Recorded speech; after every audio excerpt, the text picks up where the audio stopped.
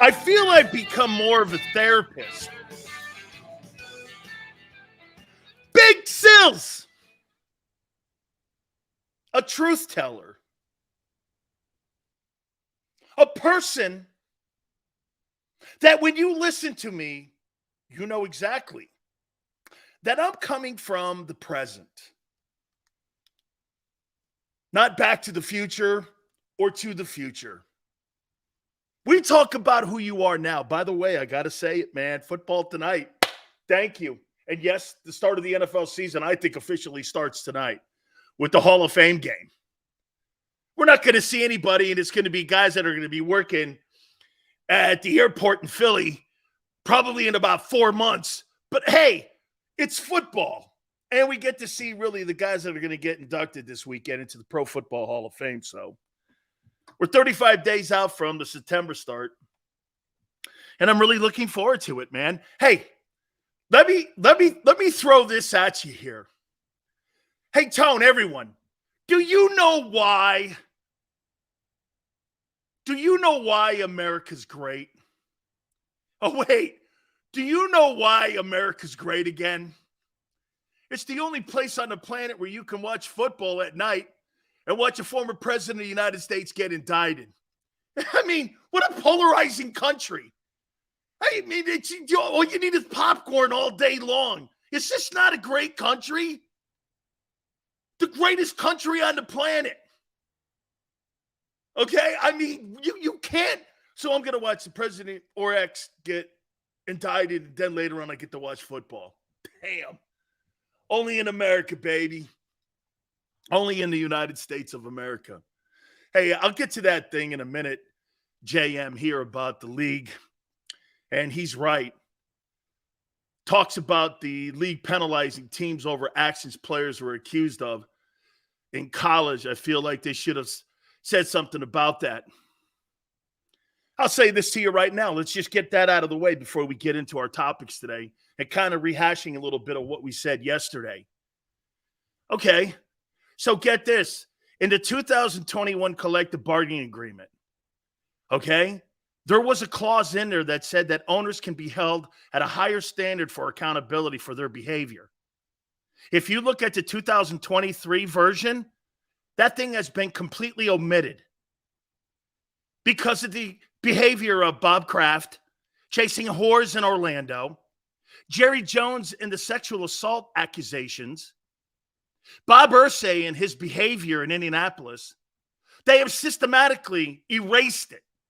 So you remember when Bob Irsay was talking about, or Jim Irsay was talking about, hey, you know, this thing was fairly collectively bargained.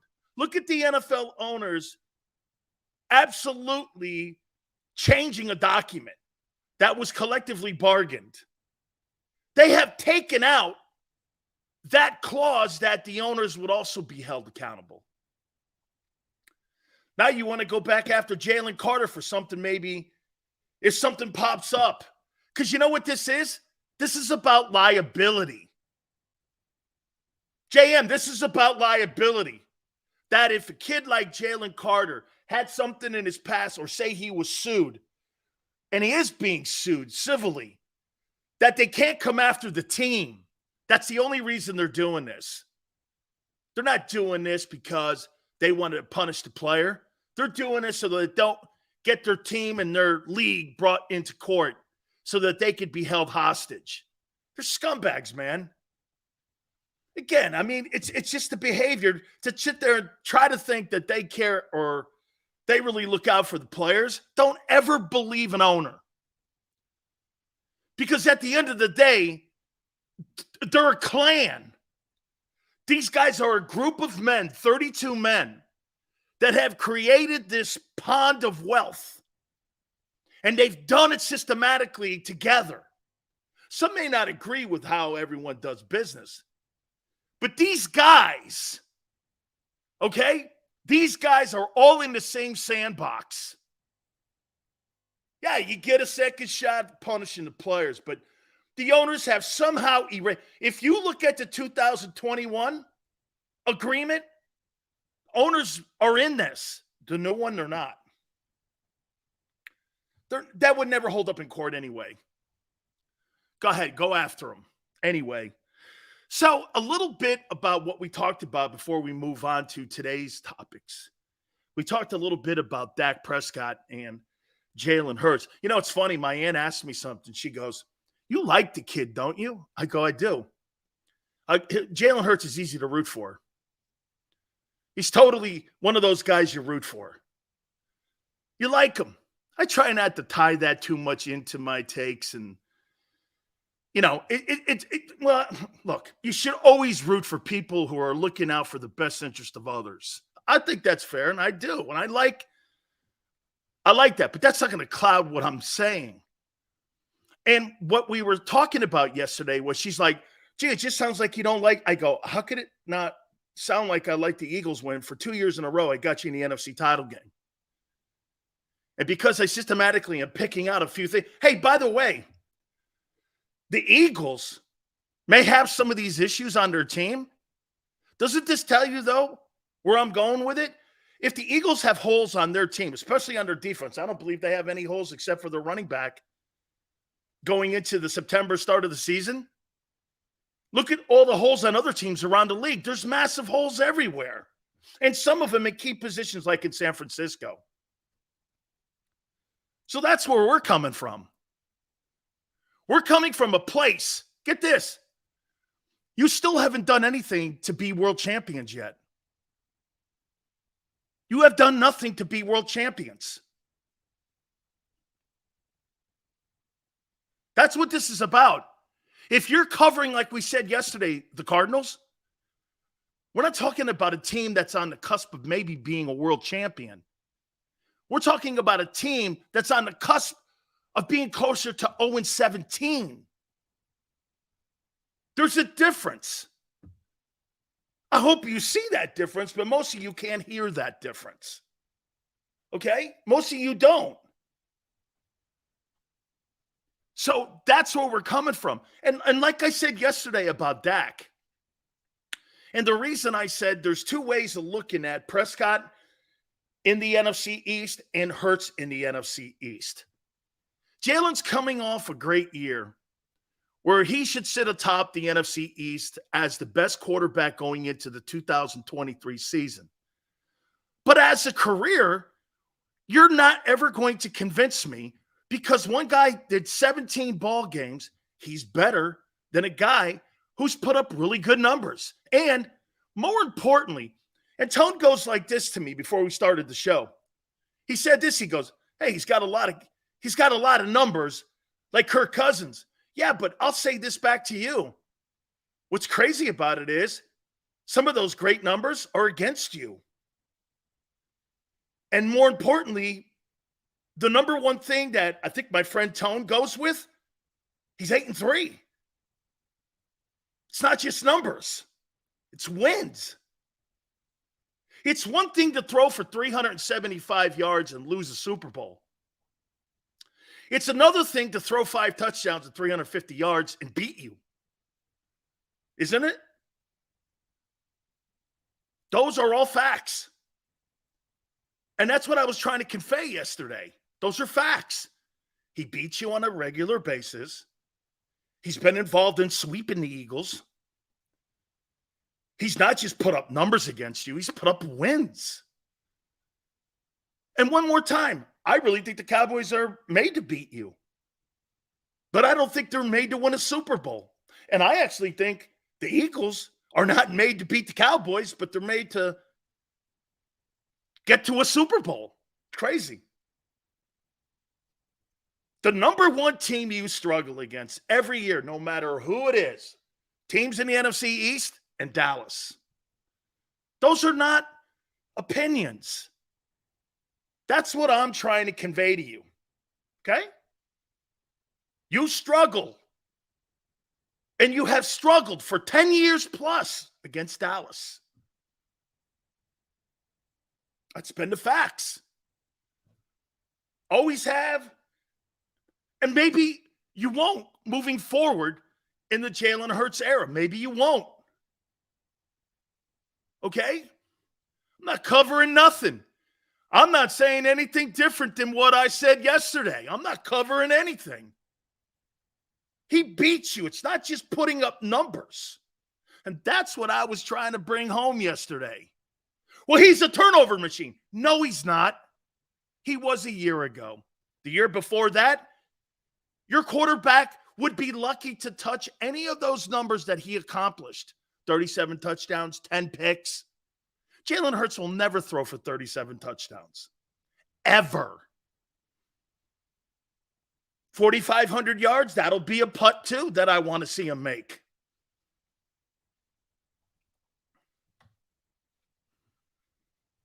Okay? Again, that's the only part of the conversation we were having.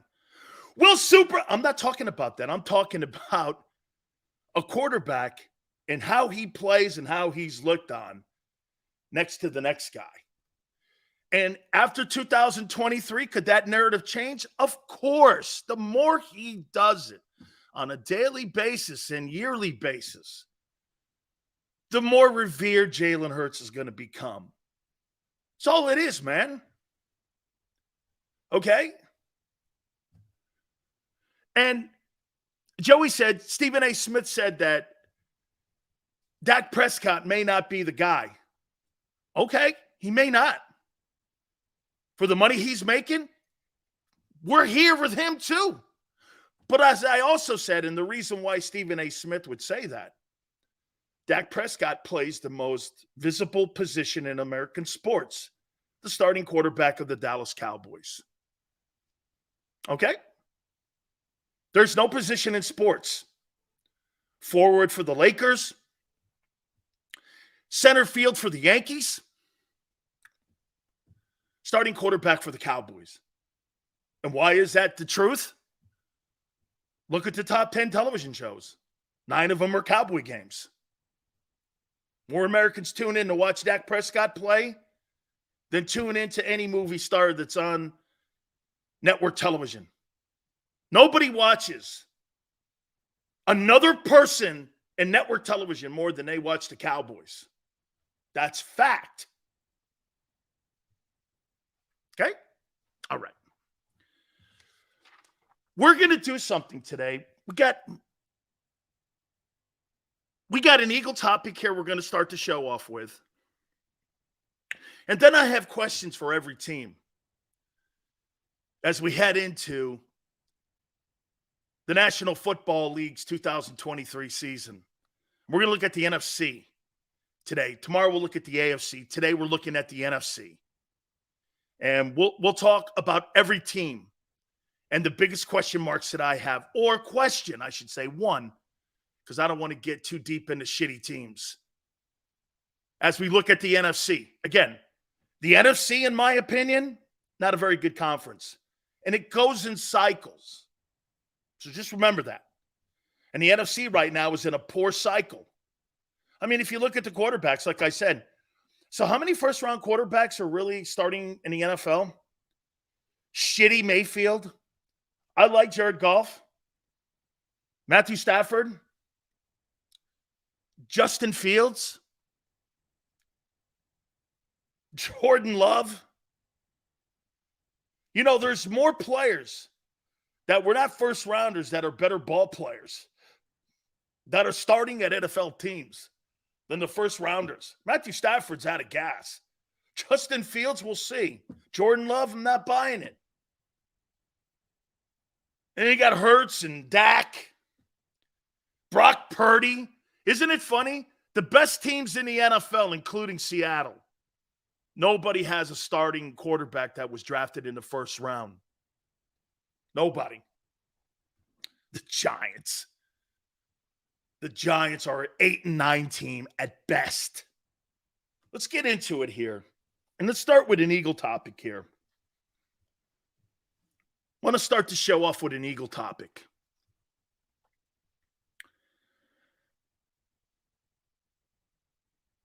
Do you believe, and do the Eagles have the answers for the linebacker and safety positions on the current roster? Yes or no?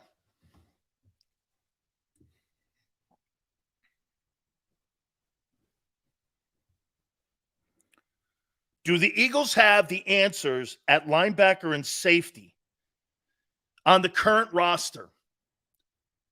Nakobe Dean, Nicholas Morrow, Christian Ellis, Terrell Edmonds, Reed Blankenship, Kayvon Wallace, and Sidney Brown are your collections of linebackers and safeties. Of those names that I just named, do you have the answers on your current roster for those positions? Yes or no?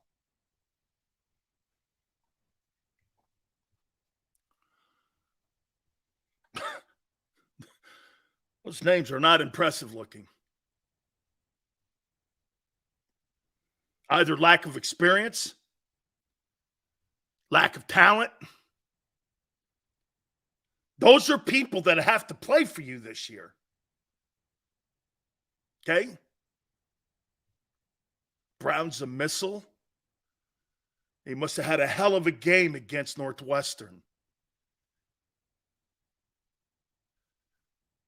You really think that group's impressive sounding?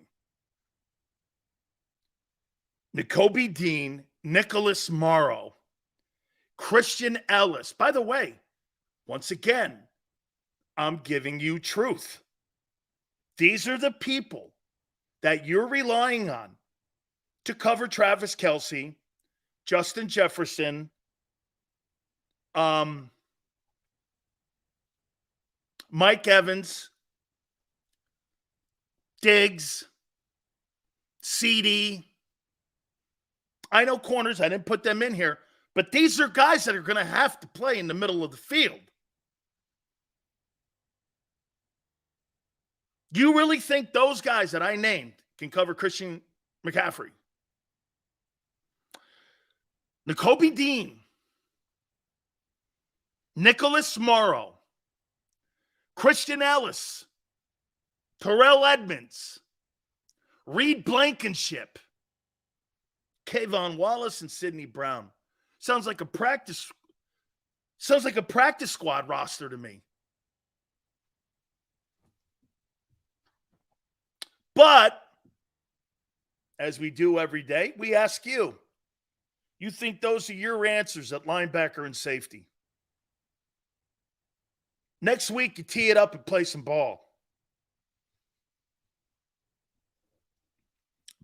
So you want to take Keely Ringo out of position and try him at another one. What do you think, this is Pop Warner football? Seriously, you guys think you just take a guy who was over there, put him there, and think you could just, this is Pop Warner?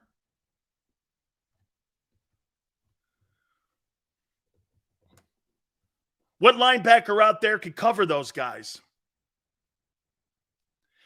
I'm asking you about your team. Stay on point with me. Do you think you have the answers at your linebacker position? How about this? Who out there can cover? Well, let's ask you this. You feel good about those guys playing the run? Let's get out of the passing game. Do you think Nakobe Dean, Nicholas Morrow, Christian Ellis, Terrell Edmonds, Reed Blankenship, Kayvon Wallace, and Sidney Brown are the answers at linebacker and safety that could cover in the passing game and play the run? Yes or no? Do you have the answers on the current roster? That was the topic question.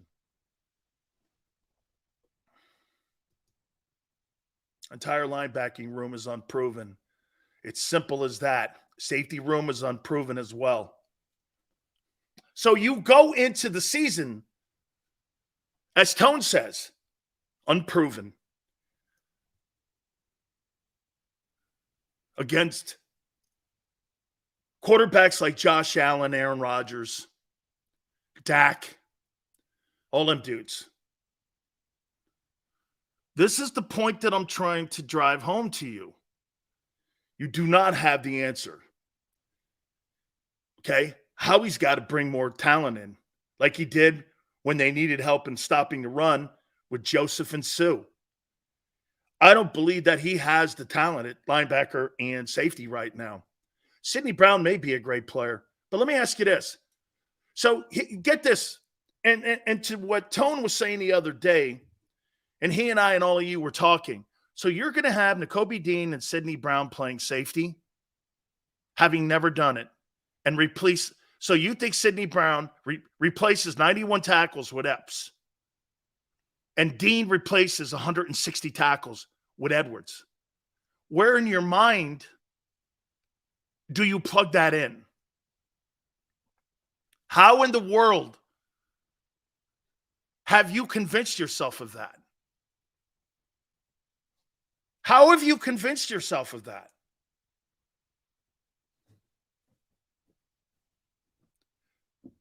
JM goes, CJ never played safety. CJ was an NFL player on a roster in New Orleans.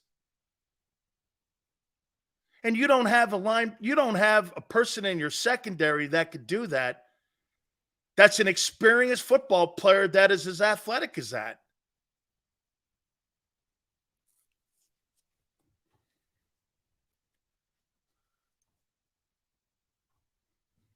You don't have the answers here.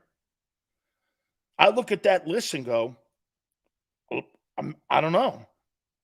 You're not prepared.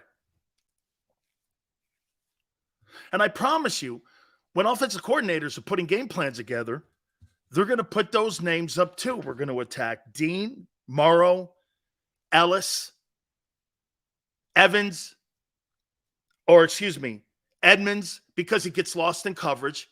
That's why Pittsburgh moved off him. And let's do something else to take a look at this group you have. So Chicago moved off of Morrow. Pittsburgh moved off of Edmonds. I mean, you got two dudes in this list here that teams gave up on. And magically.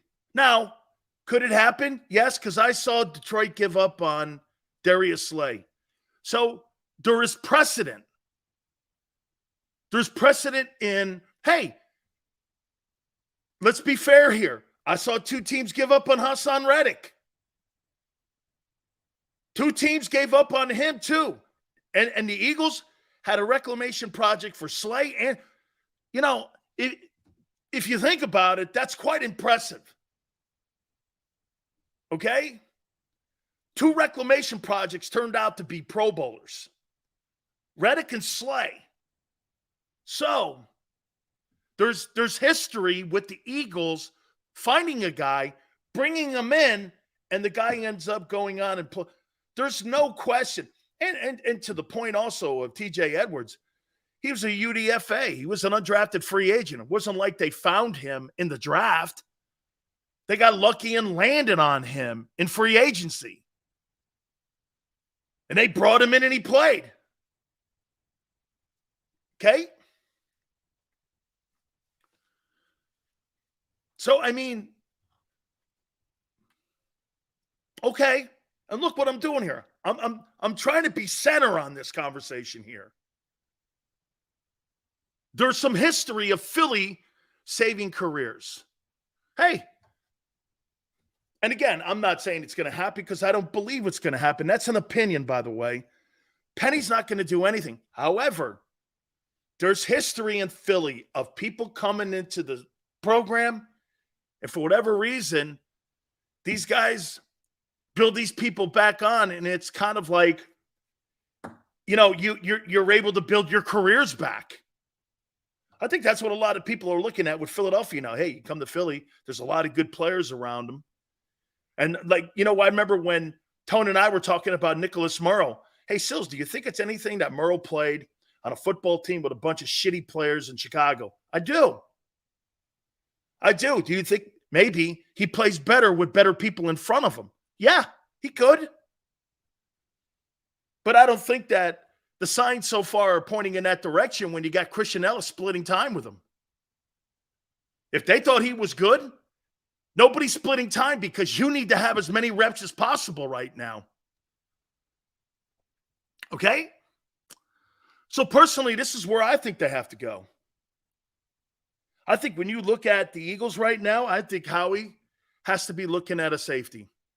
And I don't think it's going to be a job. Hey, I think they're going to be B to C plus moves that Howie's hoping that he could turn into A. See, this is the one thing that I do think that the Eagles do a super job of. They turn C students into B students and B students into A students. They do. That's player development. Now, where they get killed is missing on draft picks. Guys, how many people believe that the Eagles are good drafters?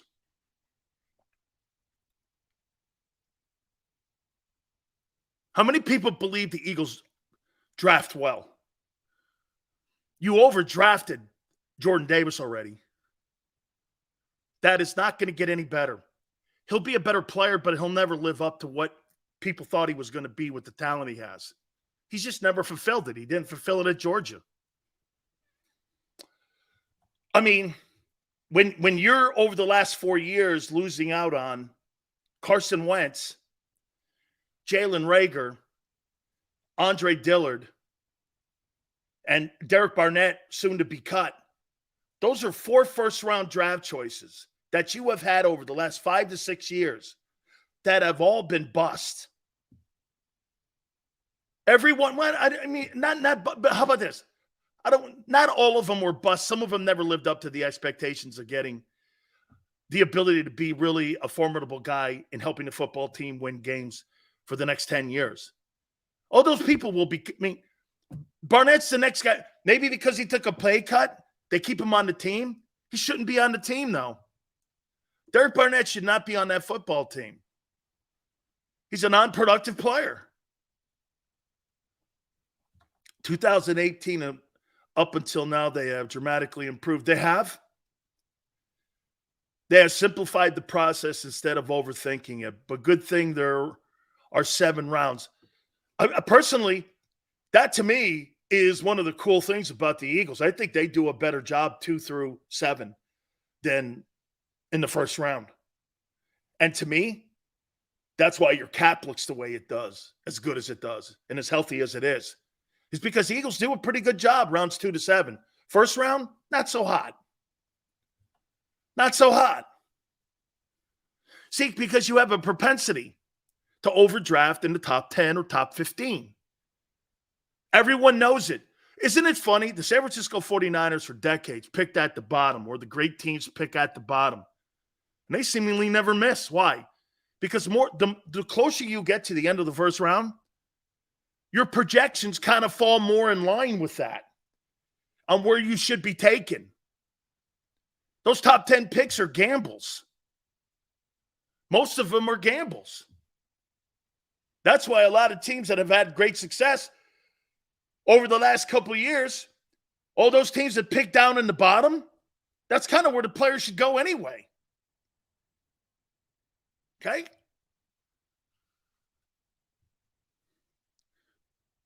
Bill Walsh is why they never missed? Not true, but kind of true. John McVay was in the building too, helping him. And the 3 of those guys really did a great job. That's an accurate assessment. First round, paralyzed by now. Absolutely true, Tone. Rounds 2 to 7, no pressure. Because most of the time, financially and athletically, you fall in line. You should go here as a 64th pick. You should go here as a 71st pick. And teams are not going to, they don't overthink it. Why? Do you notice why there's less time in rounds 2 through 7 than in the first round? Because you overanalyze it and you overcook it in the first round. You take bullshit instead of just going, that guy's the guy. Hey, you know what my philosophy would have been about Justin? Man, you know what kills me? So Howie didn't draft him because Odell Beckham on the sideline gave him money and he thought maybe there could have been a character issue. I'd have drafted that guy, and if he had shitty character, I'd rather fire a guy for shitty character than sucking. Okay? That's the problem with people in personnel. I don't give a shit about the person. If it's not egregious and it's not a crazy crime, I'll never let that paralyze me.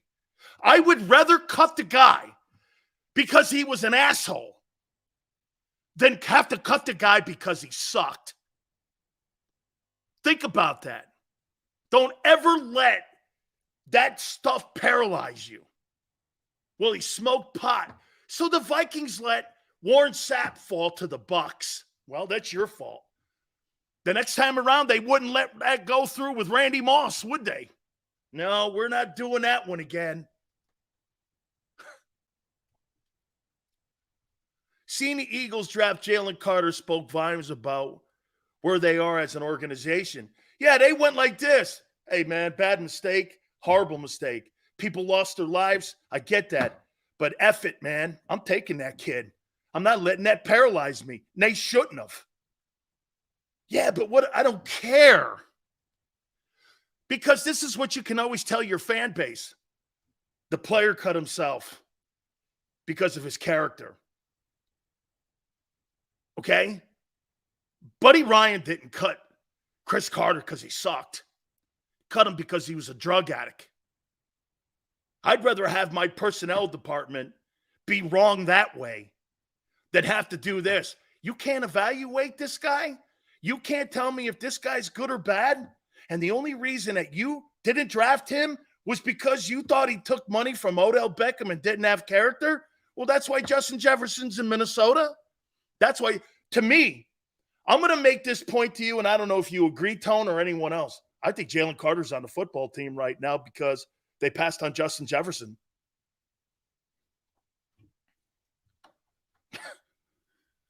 They weren't going to make that mistake again.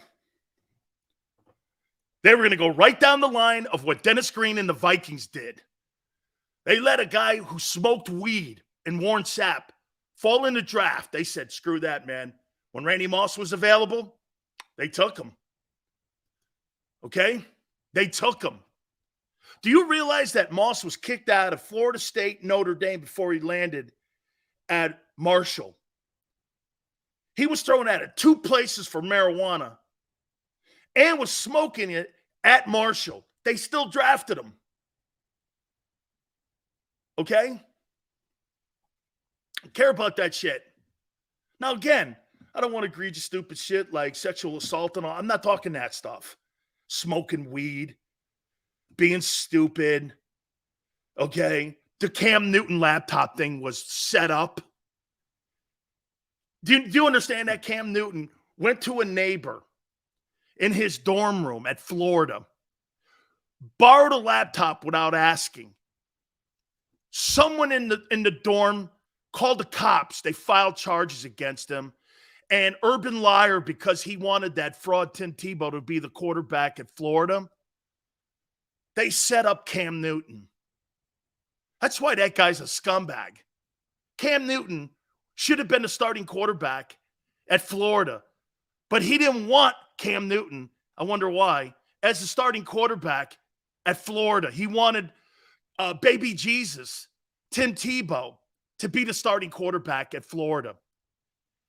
Cam Newton was 10 times the college player. Cam had to go to junior college.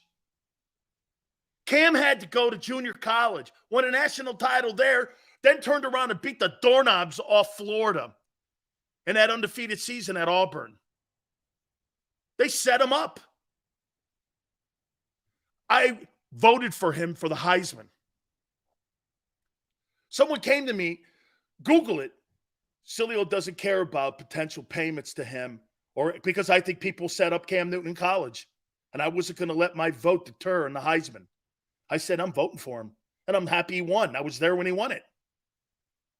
I voted for Cam. You know how many people around the country vilified me for voting for Cam Newton? So it's going to come back, Sills, that the parents were paid money. I go, really? I don't care about that. Will it ever come back that Urban Liar set up Cam Newton? People were trying to set Cam up. I wasn't going to have my vote swayed like that. Google it. Sileo votes for Newton. Cam came to me when we were in New Orleans one day. He goes, dude, Dan Sileo, thank you. You got so many people on my side to vote for me because you put your name out there. I say, Cam, I do what's right. Not what people want me to say or do. I love that guy. Sharpest dresser and the only guy I've ever seen in a bun that looks good. He's the best dresser I've ever seen. I'm a Cam Newton fan. I am. I'll always be. I love that guy, man. What a great dresser and what a great football player. Most valuable player in the league, too. Just really awesome, man. Yeah. So I don't give a shit about, hey, the Jalen and let me make sure that I underline that statement. Of course I care if people passed away in that Jalen Carter scenario. Of course I do. It was a tragic mistake on both sides. Everyone pays something for it. There's a piece of people's lives in certain ways that will be taken away forever. But to sit there and say that I'm not going to draft a guy, and if I found out that the guy was responsible, drunk, high, stoned, what have you, and murdered those people, we're talking about a different conversation here. But if we're talking about a kid in the back seat and it was a bad choice to be there, I'm not holding that against him. I will not. And I'm drafting him. That's a Jimmy Johnson lesson. How bad's the crime? Not that bad. Take him. Take him. Jalen Carter is on your team. You should look at it this way. Jalen Carter is on the Philadelphia Eagles right now because you failed with Justin Jefferson.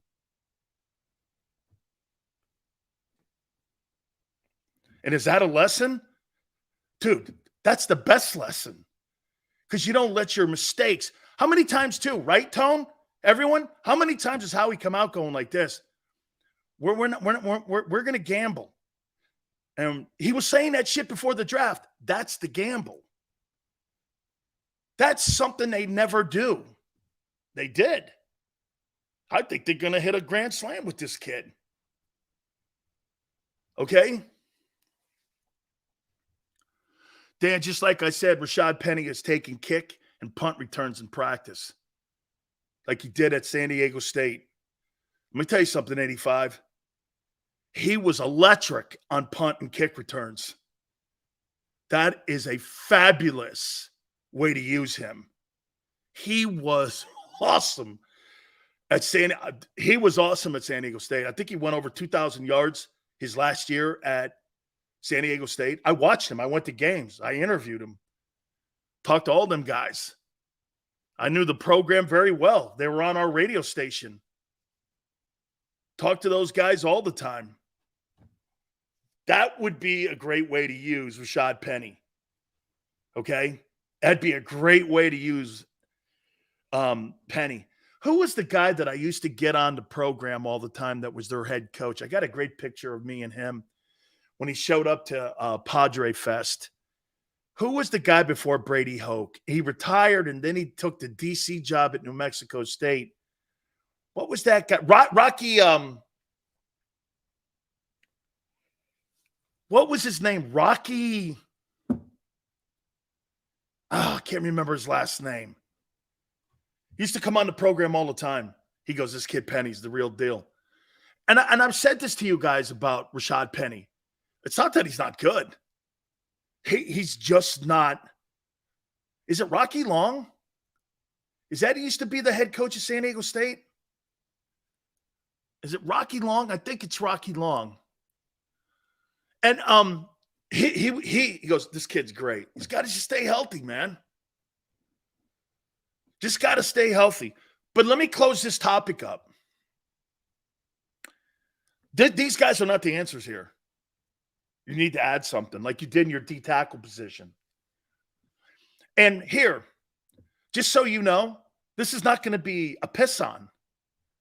Do I think Howie Roseman will add personnel that will help solidify the linebacker and safety position prior to September when you guys open the season against New England? Yes. Well, why do I say that? Because he has. And he's had success doing it. Yes, I do. Do I think he's going to address the problems like he did a year ago with the DT position? That I don't know because you don't have the same experience on your team that you did a year ago. So we're looking at a position right here, in my opinion. I don't know. But he has. Okay? He has addressed it. But this current group here, I do not think they're the answer yet. And by the way, it's not shade on Sidney Brown. He's a rookie. My God almighty. Going to put Sidney Brown and Nakobe Dean in the game at the same time? Whew, man. I hope those tackles are playing good. Okay? All right. I want to get to this now. The NFC for the Eagles to get through this year, navigate through the NFC to get back to the NFC title game will be what? Easier or harder than a year ago? What do you think?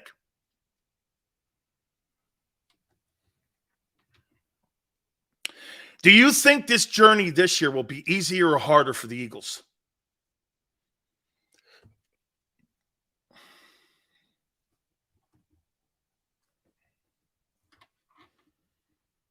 Harder or easier?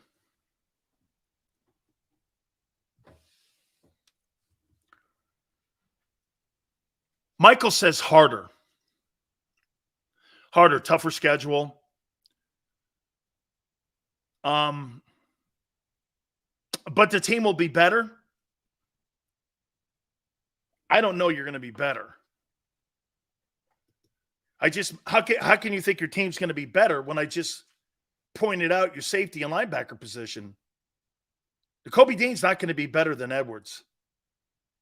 And nobody in your safety position right now is going to have 91 tackles. Harder, no. And who's replacing Kaiser White's 112 tackles? Nicholas Morrow? Harder, no question. Add in less talent on the defense. Experience at defensive coordinator will be an uphill climb. You know, and it's funny. Less talent, I don't know, Tone. I think there's places where they could actually have some upgrades maybe. But this experience factor is going to be the king point. And again, that's why I'm not high on that defense this year. You're already suspect in stopping the run. Now, traditionally, I'll tell you again, what makes Howie great, and one of the points that makes him great is that, you know, I don't think you can add anybody to improve your team. He does. And he does. He's one of the very few guys I've seen add people, and the team does get better. He's got a real knack for it. And one of the only guys I've seen really have success doing it. My fault. Talent. Yeah, I got what you meant, Tone. I know, because I think you're in agreement with me. Jalen Carter could actually be an upgrade to Javon Hargrave. He could actually be an upgrade. Okay? I do. And by the way, at the top of the hour, guys, I want to see up their game with the Eagles. I'm going to do that at the top of the hour. But before we do that, so I'm in agreement. I think this journey is going to be a lot harder. Now, let's take a look at the NFC and then make our assessment. Did the NFC, how about this? Did the NFC get better? See, because I think you have to tie this in, don't you? You know, you guys, and I'll take what Tone said. I don't know if we're going to be as good. Well, let me ask you this. Do you think the NFC took a step backwards from a year ago or forward? Do you think the NFC got better this year than a year ago? After I go through these questions, I'll ask you. So, to me, here, and this is where maybe you get away in a little attitude with your defense not being as that experience. How good are the teams in the NFC going to be this year? Do you think this conference is going to be better than it was a year ago? That's why I'm doing this. Okay?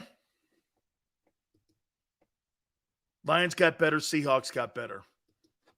But those were teams that were good a year ago. To me, when a conference gets better, you're adding newer teams. Like, watch this in the AFC. Even if you don't believe in them, Chargers, Jags, Jets. Here, how about this? Broncos, Jets. Two teams that were horrible a year ago are playoff contenders now. The Browns. Don't go to sleep on them. Those are three teams I could just name off the top of my head in the AFC that weren't playoff teams a year ago. Could the Patriots? Maybe. There's four teams that I mentioned that weren't even in playoff contention a year ago. I mean, could the Titans? Who in the NFC got better? The good teams? Yeah, okay, I get it. We're going to look at all that. So here's how I look at the NFC and the journey that Bears, I don't think the Bears got better. Where'd the Bears get better?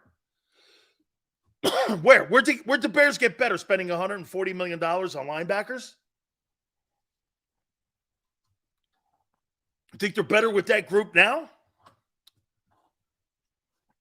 And they drafted an O-lineman, maybe. I don't know, maybe. I still don't see the Bears defense. DJ Moore made them better? Wow.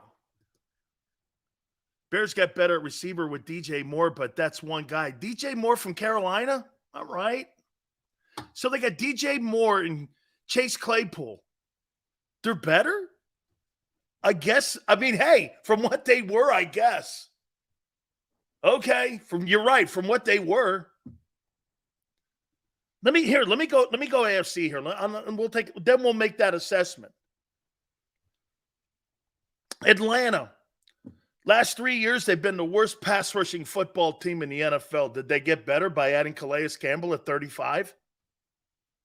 They've added a lot of pieces to their offense, but did they get better defensively? They can't get home. Horrible sack team. They can't pressure the quarterback.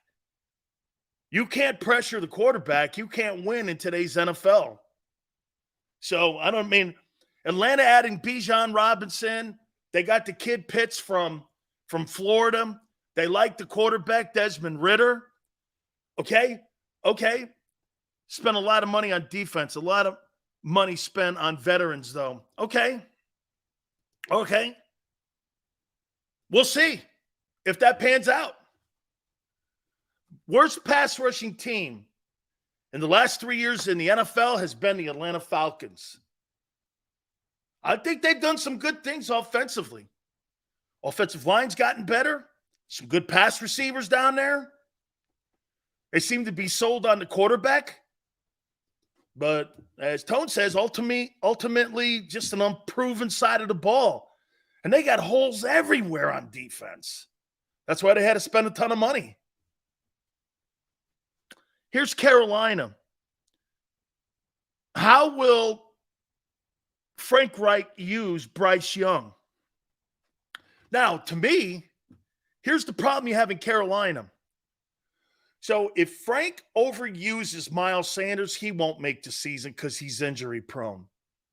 If you start handing him the ball 20 carries a game early on because you want to get your quarterback's feet wet, that's a remedy for disaster in the back end of the season on the schedule because you won't have a running back that you're going to need to take some pressure off of people and play action.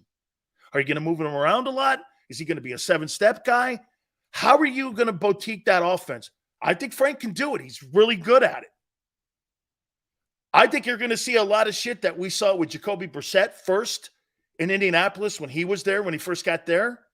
And I think it's going to be a maturation process for him. But, dude, the key point here is don't overuse Miles Sanders early because that will hurt him in the back end of that schedule. Okay? I could see Frank mixing and matching Sanders and Hubbard. To me, that's the key there is the running game. Carolina could be something. Carolina's got some pieces. Not bad in the O-line. They got some good defensive linemen. Brian Burns, I'm a fan of. I mean, there's some personnel on that team. Plus, they got draft picks because of the Christian McCaffrey deal. So, did they get better? Carolina got better. Do I think they're a playoff team? I don't know, because the quarterback, I got to see him play first. Chicago. The defense has been brutal in the Windy City. It's just been brutal. As much as Justin Fields may have improved and DJ Moore being added, okay, Chase Claypool on the other side, it's not bad. I wouldn't call a ride home about them dudes. Moore's not, listen, I'm underdoing Moore. He's a good player, but is your O-line good enough to hold up? Justin Fields was running for his life. It looked like he was in a 4x100 relay team half the year. At the end of the year, he needed surgery because he got banged up so much from running. I don't know. People think the Bears got better? I don't. I think the Bears got maybe a little better, but they were atrocious a year ago. That's not a 500 team.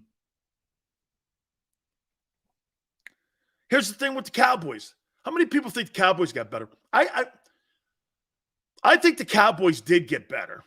I think Stephon Gilmore on the other side of Diggs is an improvement from where they were a year ago. I still think that Gilmore has some gas in the tank. I think that Mozzie Smith guy is a bust. I watched him again today. I do not see it.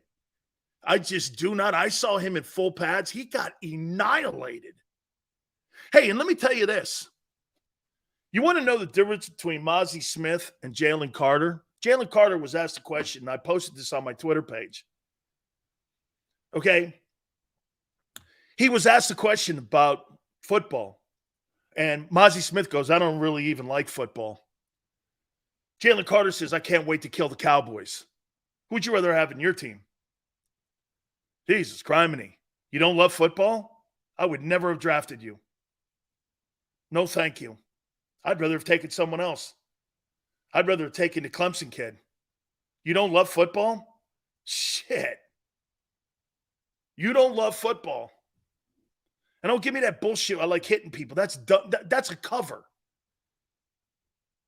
You play football, everyone knows, and you play on defense, it's an attitude. Of course you love hitting people. But you don't love the game? And if you don't love the game, I got a problem with you. Guys on the Eagles love the game. That's the number one thing I want on my roster with all 53 dudes. I want 53 guys that love the game. That would be my only thing that I would have on the front door. Don't enter this locker room unless you love the game. If you don't love the game, let us know. We'll get you out of here. Because I want people that love the game. Mozzie Smith, I don't like football. Well, you're not my guy. That's not my kind of guy, man. I think the Cowboy O-line is a little suspect. Do you know that people keep saying that the Cowboys have the best O-line in the NFL? And I go, what? I think Smith's good. I know Martin's good. But to sit there and say you're better than the Eagle O-line, man, they must just do that for clickbait. Because if you told me, Sills, Detroit and Cleveland and the Eagles and the Ravens, and you were talking to me about those four teams, I'd be like, all right, you could probably flip a coin, whatever team you like. The Ravens have a great line, okay? The Browns have a good one too, and they got the second best offensive line coach in Bill Callahan. You start talking to me about that, I'm like, okay. But when you start talking to me about the Cowboys having a better line than any of those four teams, that's not true. I think their depth's a little weak there. They get hurt in the O-line already with a suspect run game. That's why they're talking about bringing Zeke back. We'll see. Did the Cowboys get better? Probably on defense. But again, it's a playoff team from a year ago. Who's the new team so far? It's not Atlanta and Carolina. Detroit. Here's a new team. How is that run game going to look with David Montgomery and Gibb? It's a brand new running attack. I got to tell you this, man. Kudos to Jared Goff. I thought that guy sucked. He has reinvented himself, and he's doing a whale of a job in Detroit. He looks like the number one pick in the draft. The Rams were right. The Rams moved off of him too soon. Think of that. You would have won a Super Bowl with Jared Goff if Sean McVay was more patient. And you'd have a quarterback who's still in his late 20s that could have helped you get back to another Super Bowl. Now you got a guy who's broken down. He had 1 year left in the tank. Won a Super Bowl. I get it. Goff's a better quarterback than Matthew Stafford. He's a better quarterback. But I want to see how that run game comes around.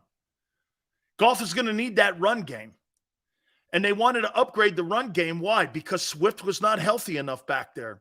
I thought he played, 14 games last year? But they wanted to upgrade it. So they got Montgomery over from Chicago and Gibb now. Yeah. You know what's funny? Jared Goff has done some pretty good stuff. Took a team to a Super Bowl too. Barely lost the Super Bowl. Is he as accomplished as Jalen? Well, since we're talking about getting to a Super Bowl, Jared Goff has too.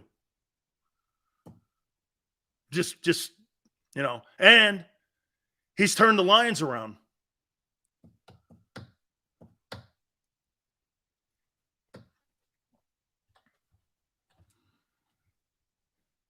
Some folks would go like this. Well, Stafford's better. Well, no, I'm going to use your Jalen Hurts. Isn't he coming off a better year than Stafford?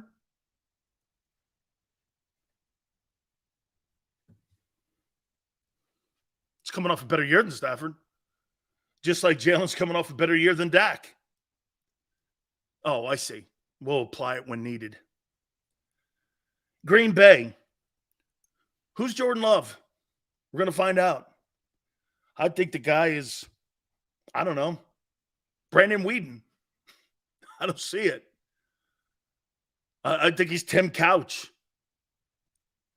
I think Green Bay and the Packer fans are in for a rude awakening with this guy.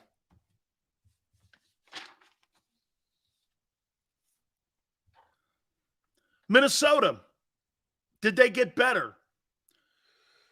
I think they did. And I'll tell you why I think they did. I think that there's no question. Let me think about this before I say this.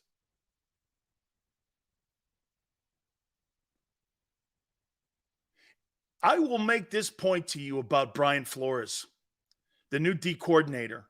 I think he is the best coach that has come out of the New England Patriots coaching staff in the last 20 years to go on and be a coach and have success. He completely turned around the Dolphins, created a new culture in Miami. Turn that in. Every year he was there, they got better.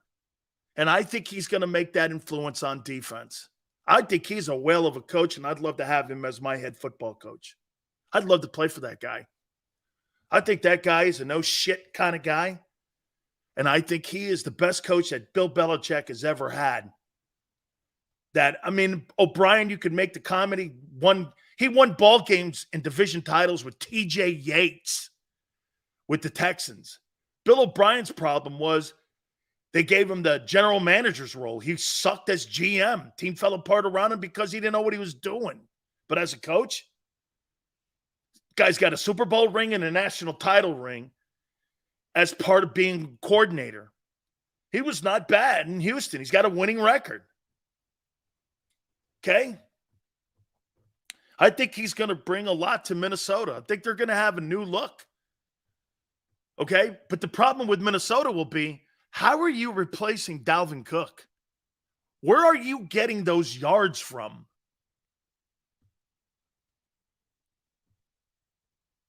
Here's New Orleans.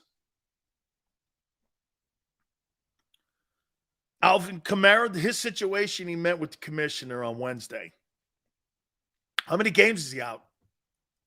Will it matter in the South? Probably not. And is Michael Thomas going to come back to being Michael Thomas?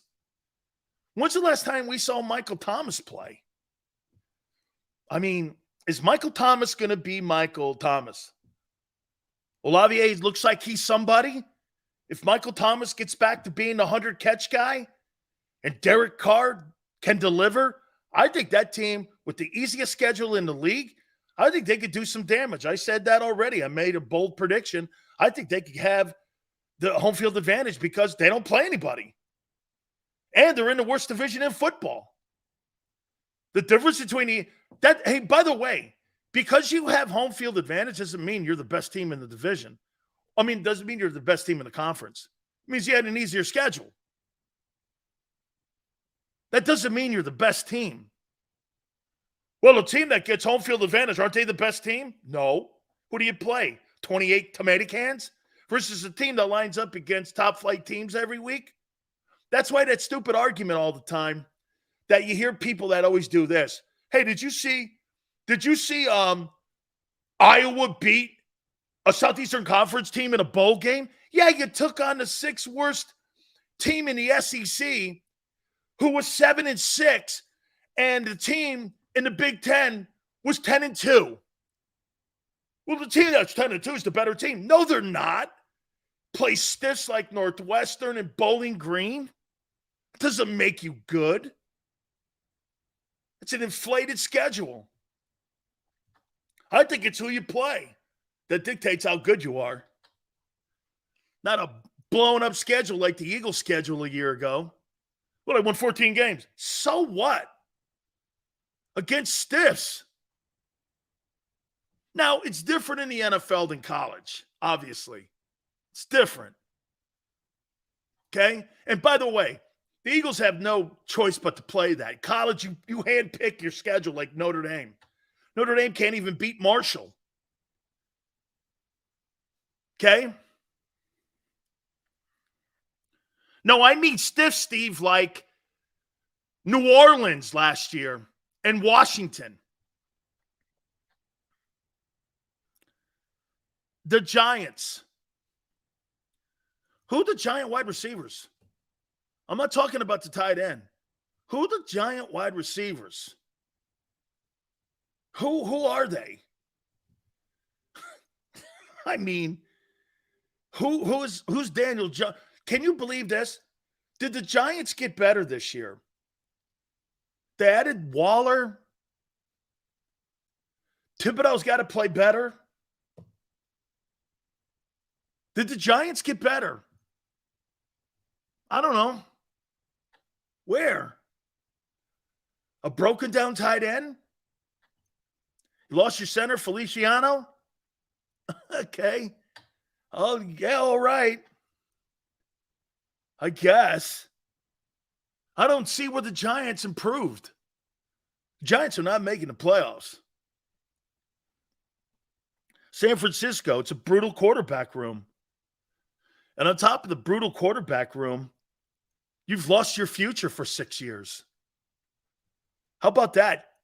You missed on your quarterback and you sacrificed 6 years of your future with those 3 ones that you gave up. Man, you gave up 3 ones and then you gave up a boatload of draft choices for McCaffrey. The 49ers have no future. They are all in the present now. What's their future? If you put Trey Lance on the open market right now, you'd be lucky to get a 5th rounder for him. You have no future. You've given 2s and 3s and 1s away for the next 4 years. Where's your future? Man, hey, Do you think about trading Nick Bosa so you can get some first-round draft? I don't know, man. I'm just saying. The 49ers have no future. And they're praying for a guy who was the last player taken in the NFL draft. I'm telling you, man, Seattle's going to threaten that West. Okay? Seattle. I'm with Tone on this one. Can Cam do it again? Or excuse me, can Geno do it again? Can Geno Smith do it again? I don't know. Shit, can Jalen do it again? Same thing. And Geno's more experienced. We'll see. That's the cool thing about the upcoming season. Can they do it again? And Tampa Bay. Come on, man. What are we talking about here? Barbie Mayfield? Give me a break. Who starts at quarterback there? Barbie Mayfield. Hey, did you see me out here? I don't know why I just did that. I have no idea. But every time I think of Barbie Mayfield, I move my hips. So excuse me with that. Yeah, Barbie Mayfield. Don't talk mean to me. Sorry, I don't know why I'm doing that. I just look at Baker Mayfield, and I don't know why. I feel all feminine and stuff. My feminine side comes out when I say Barbie Mayfield. Is that a bad thing? Okay, right? And I would even say this to you. Washington. Where's the quarterback? Who's going to be? Jacoby Brissett? And here are the Rams. Does anybody play defense for the Rams anymore outside of Aaron Donald? Can you name one guy? Can you name one guy with the Rams on defense outside of Aaron Donald? Can you name one guy?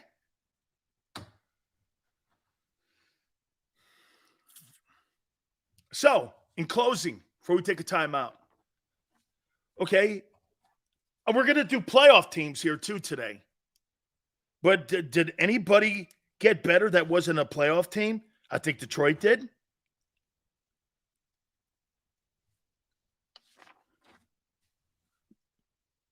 Minnesota was a playoff team. I think the Saints did.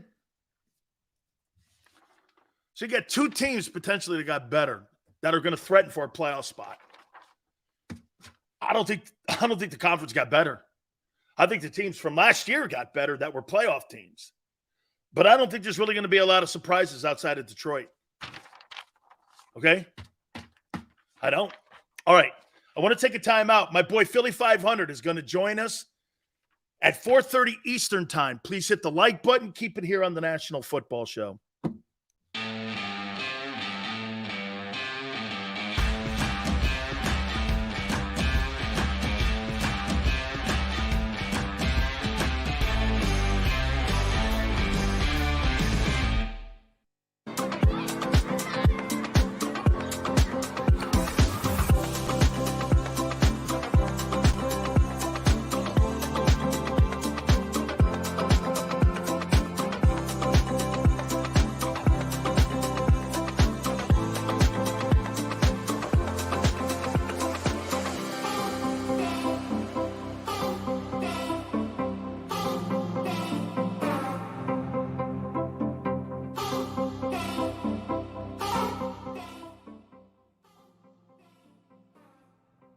Heading down the shore, have a ball once more.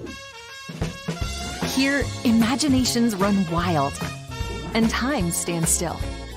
Because here, you can find the best of the Jersey Shore, all on one 5-mile island. So leave the old you behind and get lost in the woods. Wild, wild, wild wood days. score and save in southeastern PA and Delaware with Colony Pools this football season, and let the experts close your pool with a custom Merlin safety cover in green for the birds. And if you join our Winter Watch team, we'll give you another 20% off, and Colony Pools will handle it all. Keep your tiles on your pool, not in your pool. Fly with Colony right now, Birds fans. Visit flywithcolony.com.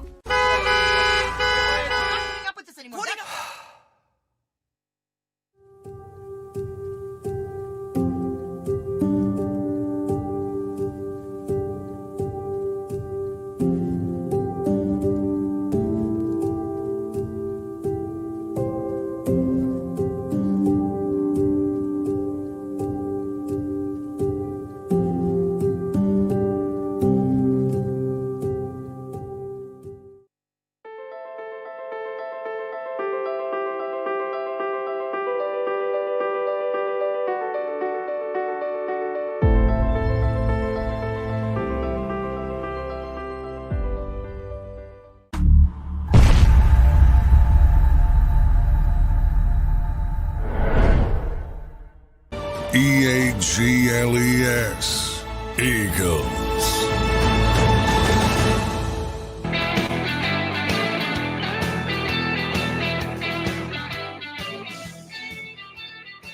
I love it when certain organizations have to answer for something that they did, and they give you a different opinion of who they are publicly.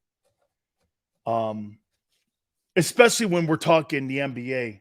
I got a comment about Quez Watkins here in a second.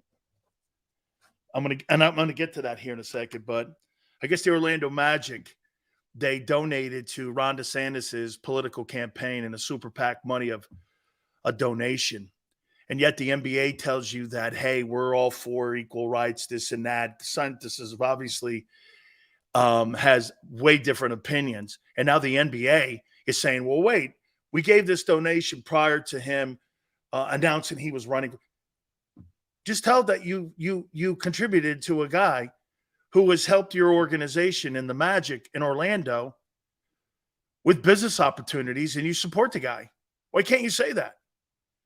Why? Because you have to worry about somebody with an egg on social media that doesn't like it and will call you a racist? F that guy. Don't hide under your desk. Too many people in our country today hide under their desk. When they get asked a question about what they believe in, don't hide under your desk anymore. I'm on a platform now where I don't have to give a shit. And I don't. I'm not hiding under my desk for my religious, my political. I don't hide under desk. You can call me anything you want. No bearing on my life. Zero. Honestly. Has no bearing. The things people, you know what's funny? Radio used to make me feel uncomfortable about that. Now I don't care. I don't care because others tried to make me feel uncomfortable about my beliefs. That's a you thing. You have to worry about trying to tell others what to think and do. But the NBA, what they're trying to do in certain, even Major League Baseball, even the NFL. Oh, yeah, well, I didn't give it to. You know what they're doing? They're trying to move a date because of a political contribution they made to Ron DeSantis. You don't have to answer for why you donate to people. Dude, I eat Chick-fil-A because I eat Chick-fil-A, not because they don't have Chick-fil-A open on Sundays. I don't use the My Pillow guy because his pillow sucks. I mean, that's not how, I don't do that. Okay? Sills, you can't fit under a desk. Now, that may be more appropriate than you know, Philip. Hey, Philip, you may be more right than you know. Funny, guess what? Hey, Philip, just so you know, in my house, because my wife, she doesn't have any good she can't figure out colors and stuff like, lavender and shit like that. So I go, you'll never be a test pilot. She goes like this, well, you'll never fit in a cockpit. And I'm like, well, touche. Touche, right? All right, let's move on. Let's move on here. By the way, my boy Philly 500, bottom of the hour. So Quez Watkins, Big Sills, with all your takes on the NFC, put it all on the line and say Eagles are going back to the Super Bowl, even with your thoughts on Dak. He has regressed. Oh, you added that in. I didn't add that. Dak's not regressed. He had a bad year. Dak hasn't regressed. He had a bad year. You're hoping he regressed. And you're hoping Hurts can do it again. I do think this. I think the Eagles are going to have a little bit more latitude in the NFC because I think the NFC got worse. I think the teams that were contenders last year got a little better, and everyone may have gotten a little better, may have not. I don't know. All the talent's in the AFC right now. That's like going through the SEC. It's going to be tougher to win the AFC than the Super Bowl.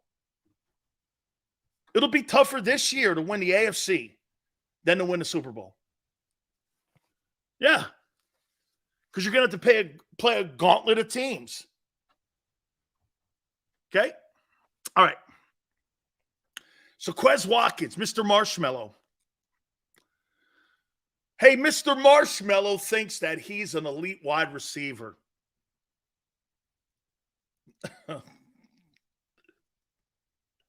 Let me crack my neck. Let me crack my neck before I go into this one. I'm going to need to. Oh, there it is. There, wait. There it is. It just cracked.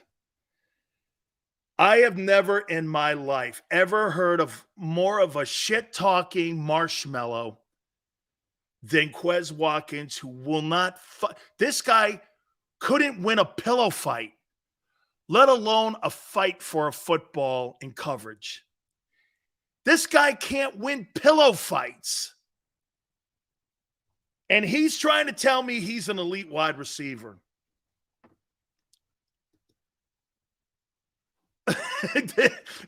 Tone's like, this guy's delusional. Seriously.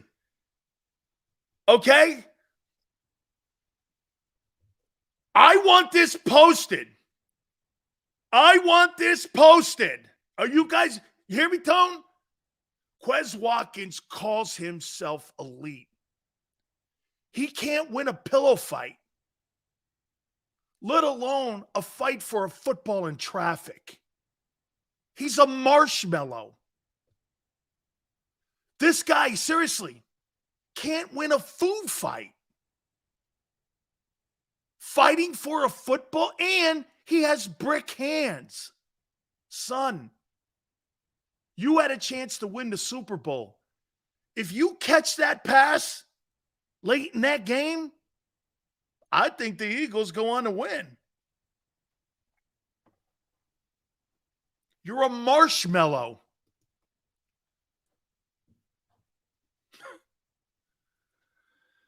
Dude, calling yourself elite. I mean, there's nobody standing on the sidelines. Even the janitor at NovaCare goes, the only thing that guy's elite at is fighting for Barbie dolls. Confidence or belief in yourself is one thing. Flat out lying to yourself is in public is criminal. Yeah, I think they're indicting a guy on that today. Not that I'm saying anything, Tone.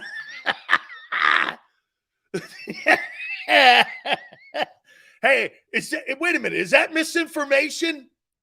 Hey, Quez, DOJ's coming for your ass. You're spreading misinformation here a little bit. Okay? Little bit on disinformation. Quez Watkins is elite. Holy shit. On a shingle. Oh, man. Mr. Marshmallow. Yeah, man, I'm elite. Yeah, in helmets and shorts. In a pillow fight. Here's who I think Quez Watkins is elite at. A food fight, a pillow fight, marshmallow fight. Let's see what else. You know those suits you put on that are real fat guy suits and you beat the hell out of one another in the ring? Maybe something like that. Maybe it's soccer bocker. You know, he's the red guy and I'm the blue guy. You could do shit like that. Maybe you're elite on that, but an elite wide receiver? Here, this just in, Quez. Elite wide receivers catch the ball. And they fight for footballs. They don't get their pocket picked in the middle of the field the way you do. Holy cow, you talk about criminal tone?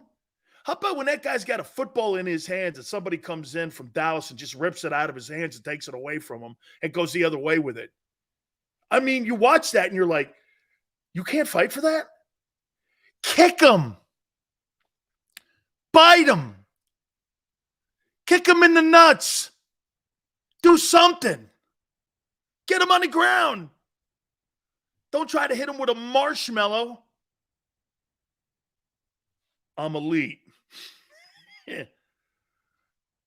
I first thought he said I have to eat. And I was like, okay, yeah, me too, man. You know, Big Sills. Not a half a sandwich kind of guy. My boy Philly 500's not.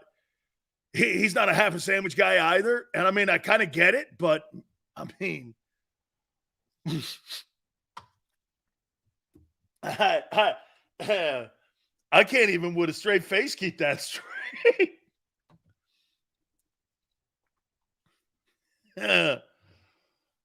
Man.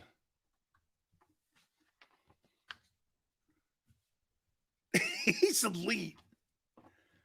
I'm hoping he said I have to eat. I really can't believe he said that. I'm flabbergasted. Yeah. He's an elite receiver.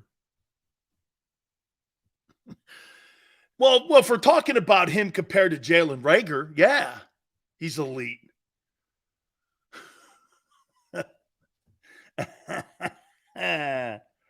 Look at JM. JM goes, what's in the cup? Hey, maybe that's what's this?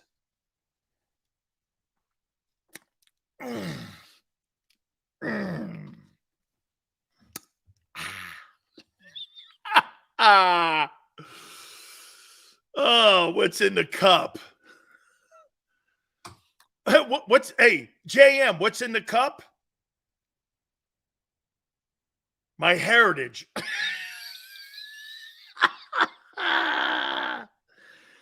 Eagles that I want to see step up in 2023. Dak Prescott's tears. Here's to the Cowboys beating the Eagles in the NFC title. I won't do that. I will not drink to that. I will not drink to that. I will not do that. Tone will shut the show off.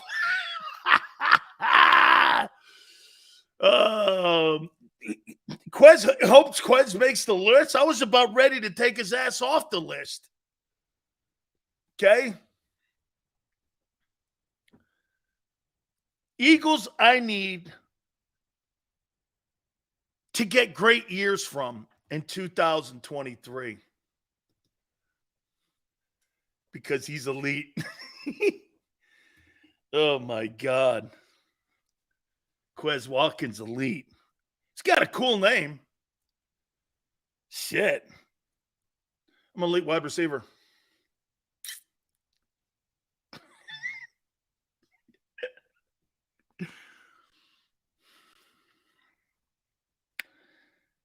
Number 8. I want to see the depth play a lot in the exhibition season. Let's see the depth. Do we not agree the number one thing that has to happen for the Eagles this year? If I were the Eagles, I'd play my twos out to wazoo.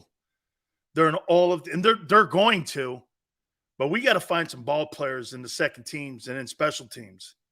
I want to see special teams improve this year. And the only way you do that, play all your guys, man, that are your twos and your new dudes. Because you need to improve special teams, in my opinion. Hey, man, Quez Watkins is not Freddie Mitchell. Freddie Mitchell was a good player.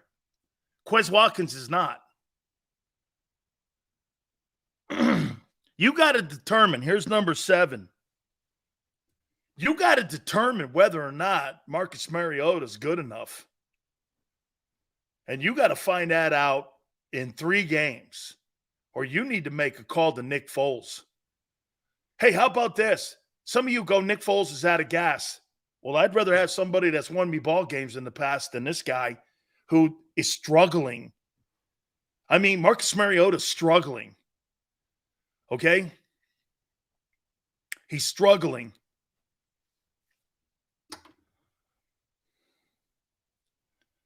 You got to get that quarterback. You've got to get that quarterback right.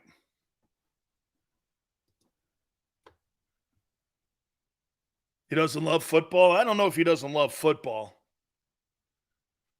But this guy's got to get this thing right here, man. I want to see Milton Williams get some reps in the exhibition season. I want to get more of a, hey, how about this? Have you seen enough of Milton Williams to go like this? This guy's good. Serious question. We always hear the NFL players are a fraternity, so why do you take so many personal shots at current guys? Like who? Personal shots? Where do you see personal shots? Where? Because of Quez Watkins? He lied. He's not elite. Like give me a for instance. Did I say Quez Watkins was a bad guy? Nobody takes personal shots at people and their character because you really don't know them. I'm talking about their football play. That's not personal shots, dude. That's talking about their football play. Where do you see that? Where have I said something like that? Quez Watkins embarrassed himself because of his shitty play. I don't know Quez Watkins from a can of paint. Bro, this guy's out here saying Quez can't fight for a pillow. Did you not watch him last year? This guy's defending a guy who dropped the pass in the Super Bowl that could have helped you win the damn thing. And in the Cowboy game, I think it was in the Cowboy game, you watched the guy rip a football out of his hands because he wouldn't fight for it. And go back. One of those interceptions that Jalen threw were because of that stiff. Quez Watkins is a stiff. And you're defending the stiff. Shit. No wonder some of you are delusional. He's a delusional dude who thinks he's good. Delusional. Mr. Marshmallow, Quez Watkins. Holy cow. You're right, dude. He couldn't win a pillow fight. Last year, so he's going around telling people he's elite now. Quez is elite. Like Jalen Reagor's elite.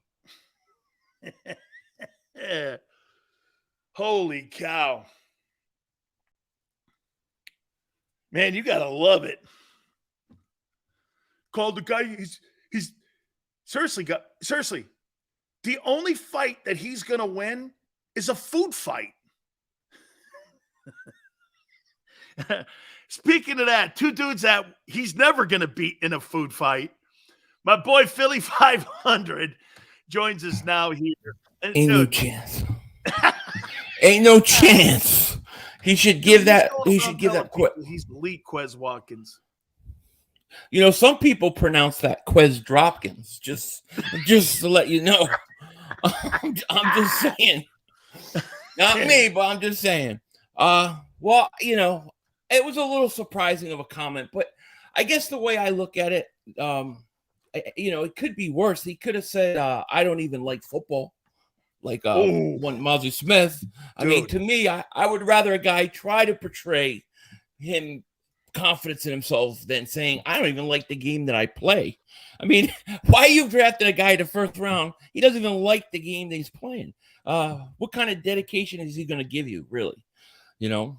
I watched this guy, Mozzie Smith, and I said it on draft day, he's a stiff. And I'll hold to this. Like when you're listening to people talk about Nolan Smith, you watch that get off. It's the fastest get off on the team. People are going, man, this guy is some athlete. When I watch Mozzie Smith, seriously, he looks like a turtle. I mean he looks like a turtle that got turned over on his shell. Yeah. Well, you know, I'm going to be honest with you with Mozzie Smith. Get this. I believe over half the fan base thought when they were announcing that draft pick that they were getting Nolan Smith, because all they heard was Smith, and they all start celebrating, and then they realized it wasn't Nolan Smith. And two, if you go back and look at the footage of the war room, of the draft room, you look how miserable, how upset the Cowboys looked in there, in the front office. Like, that front office looked upset and mad. I'm telling you, they didn't want to draft him. And then the camera comes on and they're like, oh, let's fake clap. I think that Buffalo screwed them when they took the tight end. I think they didn't want to take Mozzie Smith. I think they wanted that tight end, and they got caught sleeping. I got a couple guineas back in New York, man, that are looking for their cement shoes. And I think Mozzie Smith's wearing them. It might be, yeah. He's going to have a hard time with Landon Dickerson and Kelsey. I'll tell you that right now. Oh my God, they're gonna kill that guy. Here, let me ask you this question here: do the Eagles have the answer at linebacker and safety on the current roster? Let me name these guys: Jacoby Dean, Nicholas Morrow, Christian Ellis, Terrell Edmonds, Reed Blankenship, Kayvon Wallace, Sidney Brown. All those guys are going to play your linebacker and your safety position. On the current team right now, the roster, the 90-man roster, do the Eagles have the answers at linebacker and safety on the roster right now? If I'm being honest, I'll say no. I'll say as of right now, no. A safety position, I think that you can just look at the Eagles and what they're doing. They're bringing in a bunch of safeties they've worked out right before camp started. We've heard reports that Howie Roseman is looking to add a safety. So I think the Eagles don't feel comfortable there. They're rotating guys in except for Blankenship. So I don't think that they feel comfortable with it. So I can't.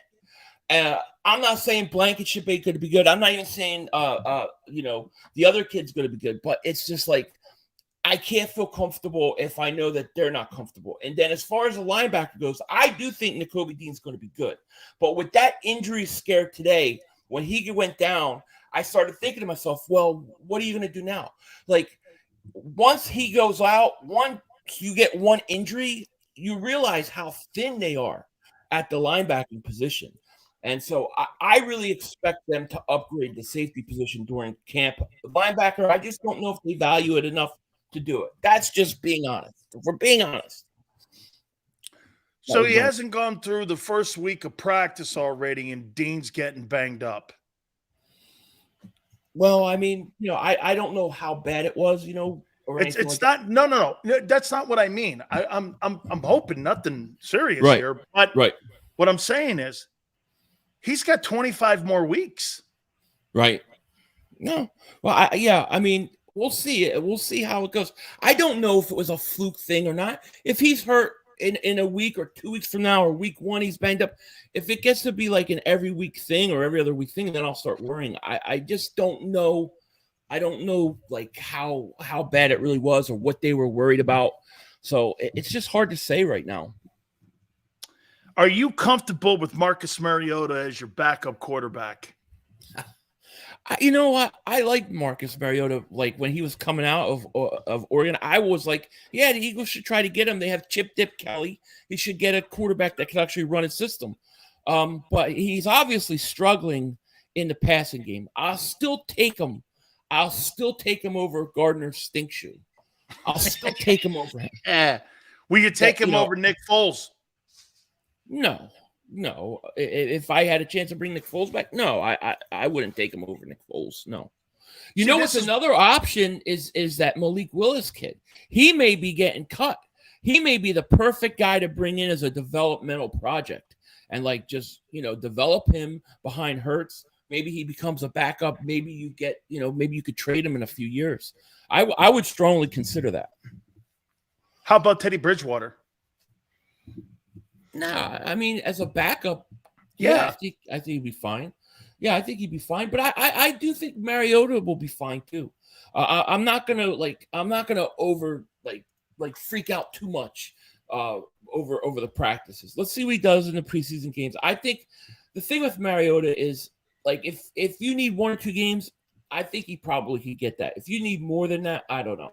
Here's what I want to be is prepared, unlike San Francisco's been, for if there's any kind of downtime with Hurts, that we're now looking how important that backup guy's becoming, because look at that Cooper Rush kid, whatever you say about him, he saved the Cowboys season last year for them to be able to win 12 ball games. I think you have to have a quality guy that can win you some ball games back there. I'm not talking about carrying your team, Philly. I'm talking about just holding down the fort. Yeah, I still think Mariota can do it. I mean, are we really going to freak out just about these practices? We're kind of busting balls with Elliott Shore-Parks keeping statistics. Now we're going to get on the guy for not having interceptions. I just think it's too early for me to hit the panic on Marcus Mariota. How dare you say that the Jalen Hurts practice schedules and the practice stats aren't important? Hey, I love them.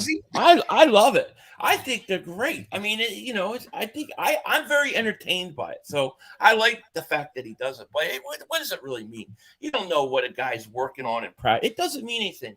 Same thing with with Mariota. Like, is Mariota playing behind a third string offensive line? Like, it's just, I'm not going to panic about Mariota. I thought he was a good signing at the time.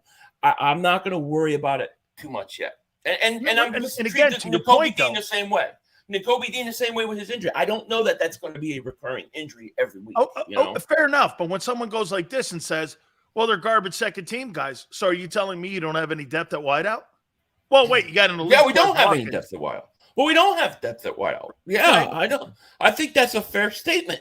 We're not even sure, what we got in our third wide receiver. We're hoping that Quez, will be better, or this kid Oz, whatever, is going to step up. But wide receiver is another position that I'm not sure besides the 2 guys you got. Milton Williams, what's your expectations of him this year? I think he'll be a productive, rotational defensive tackle. I think you can move him defensive tackle, you can move him defensive end. I think he has. I think I'd say like 4 to 5 sacks. I think. So you think he's going to be instrumental and take one of the roles of Sue I do. and Joseph? Yeah. I do. I actually do. I think so. I think he's gotten better every year, and I expect him to take another step. You think Mulata could become a better offensive tackle than Lane Johnson?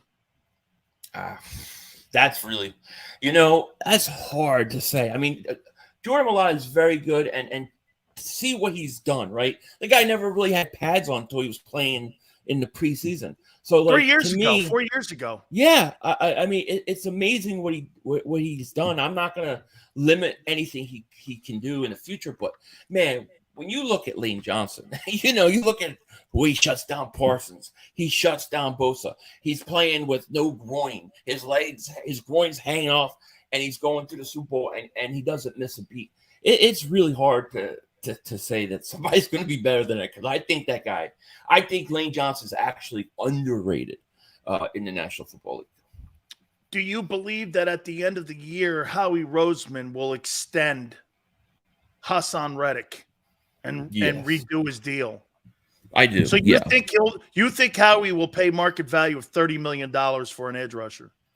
I think Howie Roseman will take advantage of whatever situation he can. He will calculate the calculations of cornbread. He'll put it and do it in a way that nobody sees it coming, and he'll figure a way to get it done. That's the one thing I don't worry about Howie is getting things like that done. Look, if Hassan Reddick goes out and has 16 sacks again this year, I think you can't let him walk. Here's why I bring that up, because once he saw that Dallas Goedert was going to be the heir apparent to Zach Ertz, he moved Ertz, and Ertz is still with a lot of talent left in the gas can. I still think he's a productive player, but when he saw that, he saw the ability to be able to get younger and a little bit cheaper, and Zach wanted to tip a bit more money.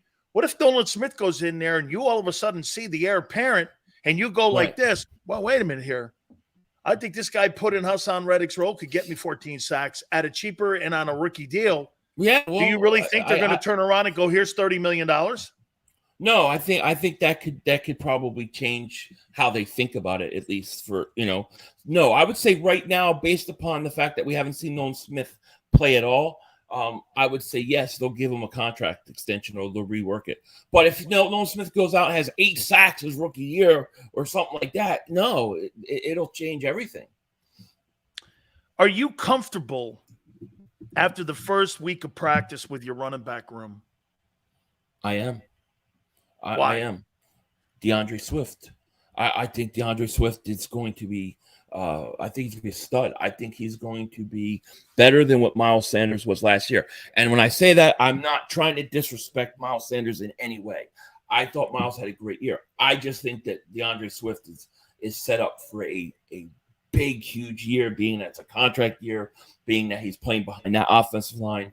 And if he just stays healthy, I believe he's going to have actually more opportunity than he ever had in Detroit. How about this? Well, maybe this is a fair statement about Swift. I don't know if he's going to replace those rushing yards, but could he become more important to the overall offense because of the passing game and the ability to get out in the open and to catch passes? Yeah, I think, it wouldn't surprise me if he has less rushing yards, but I think when it's all said and done, I think he'll have more total yards, than Miles did. He's going to give the Eagles offense a dimension they did not have. And that was a legitimate threat out of the backfield. I think that can take this offense to another level, by the way. I just do. How do you stop everybody? No, and I brought up earlier, here, and I think that's important because, as much as I'm not as high on that defense as others are because there's so many holes on it, I look at the overall NFC. Did the NFC get better from a year ago? Now, the playoff teams from a year ago got a little better, but okay, Detroit got better. New Orleans may have gotten better. We'll see how many games Kamara suspended.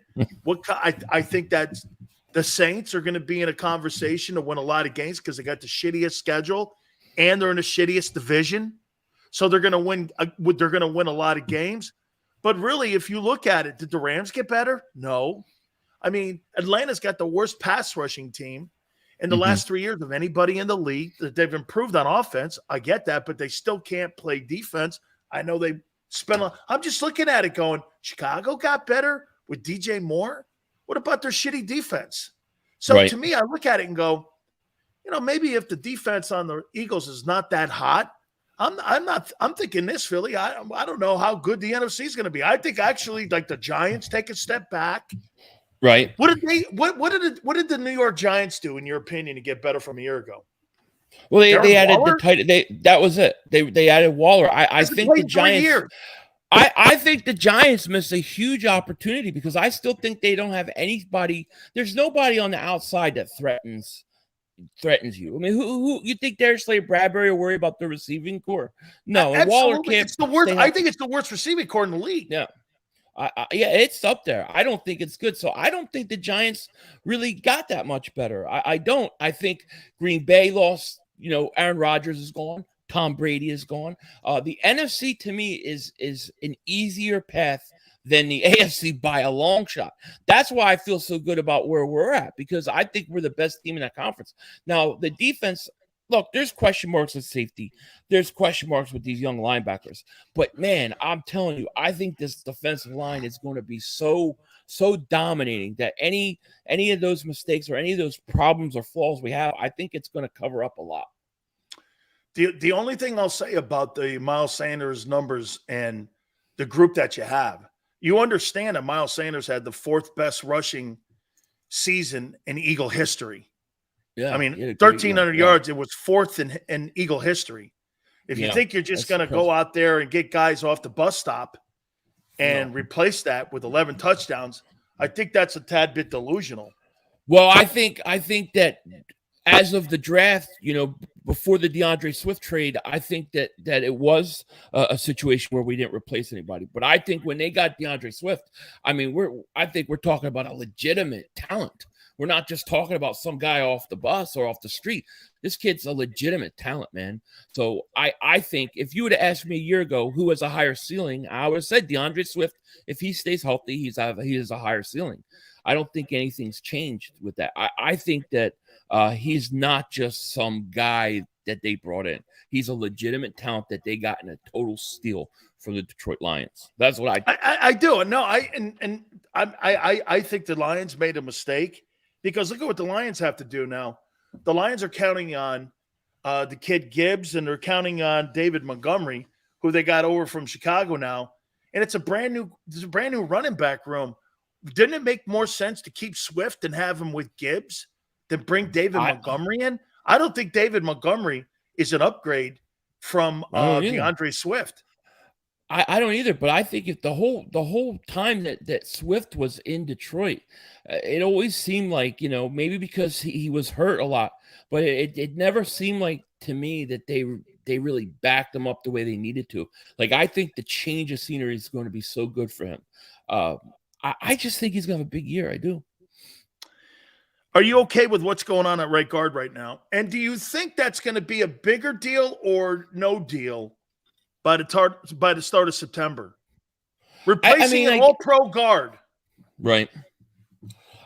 I mean, look, I guess Cam Jurgens is technically, it's his spot right now to lose. At least that's what it sounds like. We haven't seen Steen yet. We haven't played one preseason game yet. But if Cam Jurgens is the guy, he's a second-round pick, right? So he's definitely a talent. And he's going between Jason Kelce and Lane Johnson, and Stoutland's your offensive line coach. I think they'll be okay. I'm not too worried about it. I think you're right there, too, on that one. Last one. If you had to draft right now a wide receiver on the Eagles, one or two, who would you take, A.J. Brown, or would you take Devontae Smith? I take Devontae Smith. Wow. I think you should start measuring Devontae Smith for his gold jacket. I think Devontae Smith is that good. I like A.J. Brown a lot, and I understand he's big, physical, and stuff. But man, I just think Devontae Smith is. I just think he's something special. I think he's only going to get better and better. He's such a great route runner. He's so smooth, and I think he has tremendous hands. And I think he's going to be good for a long, long, long time. Really good. Wow, you would take Devontae.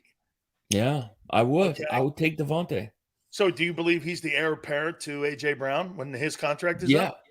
Yeah. Well, yeah. I mean, I think that you're not going to have two $25 million wide receivers. Why not? Why not? Why not? What are you playing Monopoly? I mean, the way. Listen, everybody says, "Well, you don't want to pay this, you can't pay that," and then like 2-3 years, that's like chump change compared to what all these other guys are making. So, I mean, we'll see when the time comes. But I mean, I think receivers have become almost like really more important in a lot of ways than they used to be.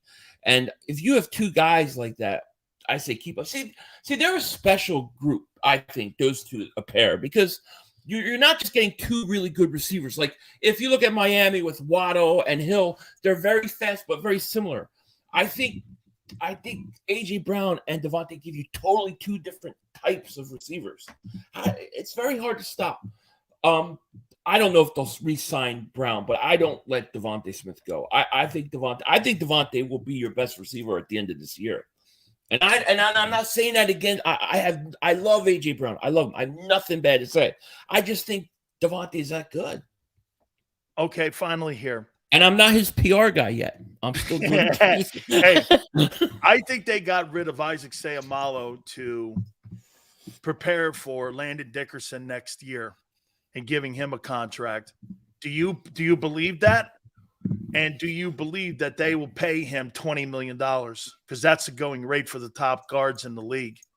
You got it. I don't believe the Eagles draft guys to let them walk that quick. And for the record, I would pay him that. Yeah, that you got to pay them, and I think they will. I mean, what do you want to be like the Cowboys? You want one of your best players you have sitting in camp. You don't want to negotiate with them. I think the Eagles pay. The Eagles, they're really good with that. If they bring a guy in and they draft a guy, and this is another reason why I would give the nod to Devontae Smith, is because he was drafted by the Eagles. I don't think the Eagles like to let those guys, especially if they're good, walk out the door. So I don't see Landon Dickerson walking out the door. I don't see Devontae Smith walking out the door. These guys will all be resigned. I've got to leave you with this because I brought this up yesterday, and I know where you're going to go with this. But so I said this about Dak Prescott versus Jalen Hurts. Dak's not a turnover machine. He had a bad year. Year before that, he had 37 touchdowns and 10 picks, 4,500 yards. Those games against the Eagles were non-competitive. Last year, he was hurt. Jalen had a good year. Jalen's coming off a great year versus Dak coming off a bad year. That doesn't make Hurts a better quarterback. Well, or in your eyes, does it? Right. Well, I mean, if we go year by year, it's kind of hard, because you have to judge in almost a smaller window with Jalen Hurts. So, I mean, you really only had. Oh, so you want to look at it in the micro now instead of the macro and how you're. Well, looking I think macro it's yet to be determined, but there are. Well, then how can you make an assessment that he's better? Well, I think he's coming off a better year. I think he had a better year. And that's where I would judge it. But the other thing is this. The difference I see with Jalen Hurts and Dak Prescott is Jalen Hurts has gone to a Super Bowl. He has done something. Dak Prescott never wins a big game. He can't win a big. He hasn't shown that he can win a big game at all. So Dak Prescott could be Kirk Cousins and put up nice stats the regular season. But I at least watch Jalen Hurts put up one of the great Super Bowl performances. Dak Prescott, I don't believe can do that. So therefore, I would make Jalen Hurts the better quarterback. Yeah, man, I like that Jimmy Garoppolo comparison. Dig that, man. Get a team to a Super Bowl, 5-2 in the postseason. Help your team get there. I would make that comparison too. Hurts. It wasn't just that he got there. He would have won that game if he had a ball. Yeah, but you're giving the guy credit for losing. Listen, did you watch the Chiefs Buffalo Bills game? Right, a few years ago, it was a classic game, right? Mahomes, Josh Allen. I can't blame a quarterback that goes off the field winning the game or putting his team in a position to win. That defense gives me one stop in that second half. Jalen Hurts is a Super Bowl winner right now. It wasn't like he played bad or he played like Jimmy Garoppolo.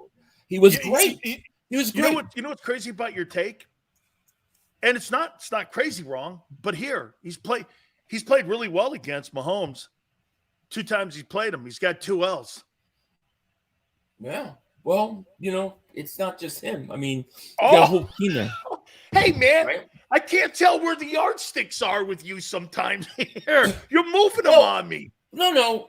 I mean, what I'm saying is if Jalen Hurts went out there like in Donovan McNabb when Donovan played the Super Bowl, had 3 interceptions, right? And it really hurt your team. I would say so, but he put that team in a position to win. I mean, all he needed was a little more time on the clock and the ball back. That was it. He needed one stop. It's hard for me to say that this guy is a Super Bowl loser or can't win a big game. I look at Jalen Hurts and I say, I believe he can win a Super Bowl. I look at Dak Prescott.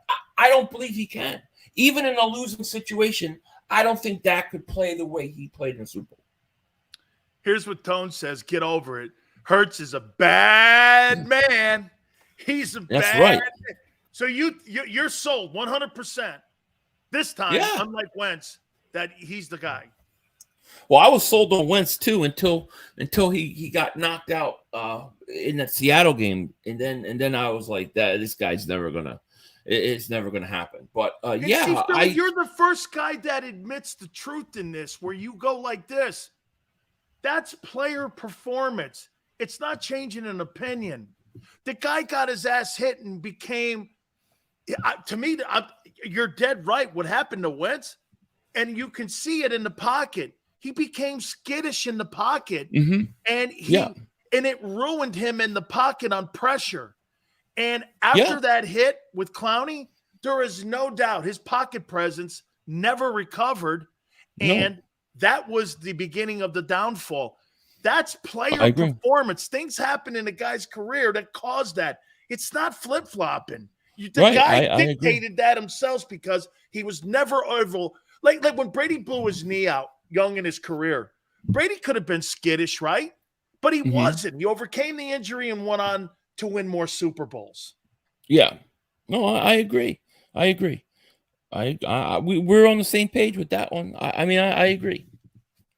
Are you looking forward to the Kelly Greens? Yeah, are you kidding? I was so emotional when they started showing those things. They look so beautiful, and they're so much better than the current ones. I'm sorry, they just are. And I would bring them back permanent if I was. I love the helmet.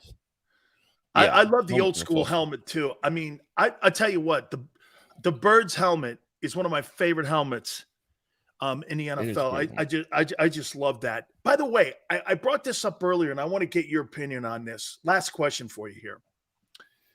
I said the reason that Jalen Carter is on the team is because of the failure of Justin Jefferson. And what I mean by that is, remember something, all that shit that was out about Justin Jefferson on the sidelines, the LSU kids taking money, Odell Beckham. Right. There were questions about how Ed Ogeron was running that LSU program. There was kind of a character issue about Jefferson in college on whether or not he was going to be completely focused on his NFL career. I think personally, them passing on him is like when Minnesota and Dennis Green passed on Warren Sapp because he smoked weed. He fell in the draft to the Buccaneers. Well, they went back into the draft a couple years later, and they said, we're taking Randy Moss. I don't give a shit about guys smoking pot. And they got a Hall of Fame wideout. I think Jalen Carter's on that Eagle team because they were not going to go down that rabbit hole again and making a mistake like that by not taking the better player. Yeah, I think you're right. I think the Jalen Reagor pick in general, not just skipping on Jefferson, but I think it changed a lot of how they think about the draft in general. I honestly tell you the truth, I don't think a few years ago they would have drafted Devontae Smith at all in that situation. They would have skipped. They would never have taken. Why? Because of his size? Or because of Reagor, missing on Reagor. Like I think that they were like, we're gonna go in SEC. We're gonna get guys that not or some little college somewhere that put up some big numbers, but we got to start taking talent, and they've done a better job ever since then. There's no question that Jefferson pick had a big impact on them. Well, Philly, going into week 2, tonight, by the way, are you looking forward to the game tonight? Jets and Browns? I mean, I can't wait. I can't wait for it to start. That's how I am. I get so excited about preseason, and then it starts in like 2 minutes. I'm like, God, we need the regular season here already. So I'll watch a little bit of it, but it's kind of a symbolic thing, right? It starts the season. I don't like it's on Thursday, though. I have to tell you, I used to like the whole thing where you have the Saturday enshrinement and everything was an event, and then it led up to that football game. I don't like it on Thursday. I don't like Thursday night football in general, to be honest with you. But yeah, I don't either. I'm a fan of that. What you just said there too. Philly, have a great time tonight, man. Thank you so too, much for coming aboard, brother. Thank you for having me on, man. Take care. You bet, man. Don't forget to check out my boy too on his podcast and streaming show. He's spectacular, does a great job covering the Birds, National Football League. He's got great takes, and we so appreciate it. By the way, our friends at Hooters, I am so excited this year to be involved with our friends at King of Prussia. It is the official home of the National Football Show in Big Sills. I mean, I've had a 35-year relationship, like I said, with you guys, with the Hooters folks, and KOP is going to be hopping this year. By the way, do me a favor. If you're doing your preseason draft parties, make sure you give them a call, man, because this is the place and the one-stop place you're going to want to have for your preseason football, your draft parties, Also, it's the official home of Eagle fans. And it's going to be the greatest place during the fall for you to go and watch some football is going over to the Hooters. Draft parties are essential, and also to your preseason ball there. Hot wings, world-famous Hooter girls, daily specials, Tuesdays. Buy 10 wings, get 10 boneless wings free. Wednesdays are off the charts. 40th year anniversary. Can you believe that? I've been involved with them, like I said, for 35 years. 1983, all you can eat. Kids eat on Saturdays for free. Weekday specials, 6 items, $6. Miller Lite tall drafts, Coors Light tall drafts, 6 boneless wings. Just put 6 items together for $6. You'll love it. 240 North Gulf Road, King of Prussia. And when you go to King of Prussia Hooters, make sure you do me a favor. You tell them Big Sil sent you.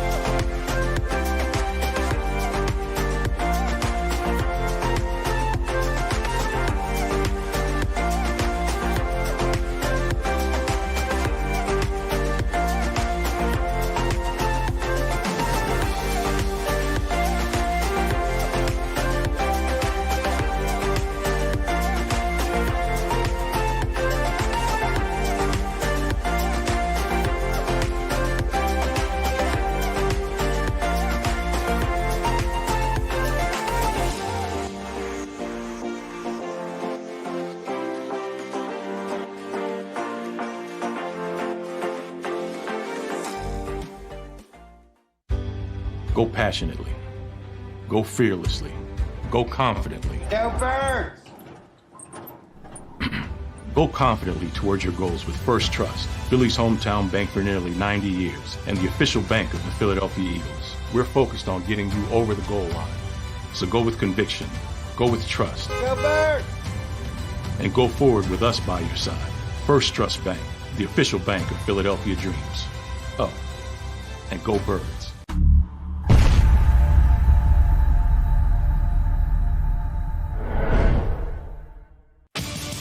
The greatest fans on earth. It's a bold statement, but would you expect anything less from Philadelphia? 58 years of heartache creates a toughness, a grit, a resolve not found in most. Sure, our prayers were answered, but now that we've had a taste, we're looking for more. Pondley Hockey, official partner of the Philadelphia Eagles. All right, did you know I was the Mommy Slam Dunk Champion? Really? Yes, really, don't sound so surprised. Let's see it. Oh, you're ready. All right, here we go. Let's hear the crowd. So go to right, I go to left, fake a mom. Mama, go up, mama! She did it. Again? You can't avoid gravity, but United Healthcare can help you avoid financial surprises by helping you compare costs and doctor quality ratings. United Healthcare. Uh-huh. EAGLES, Eagles.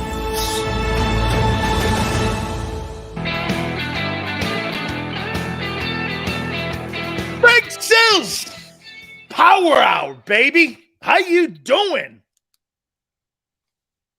How you doing? By the way, I haven't even really hit on the Jets and the Browns tonight.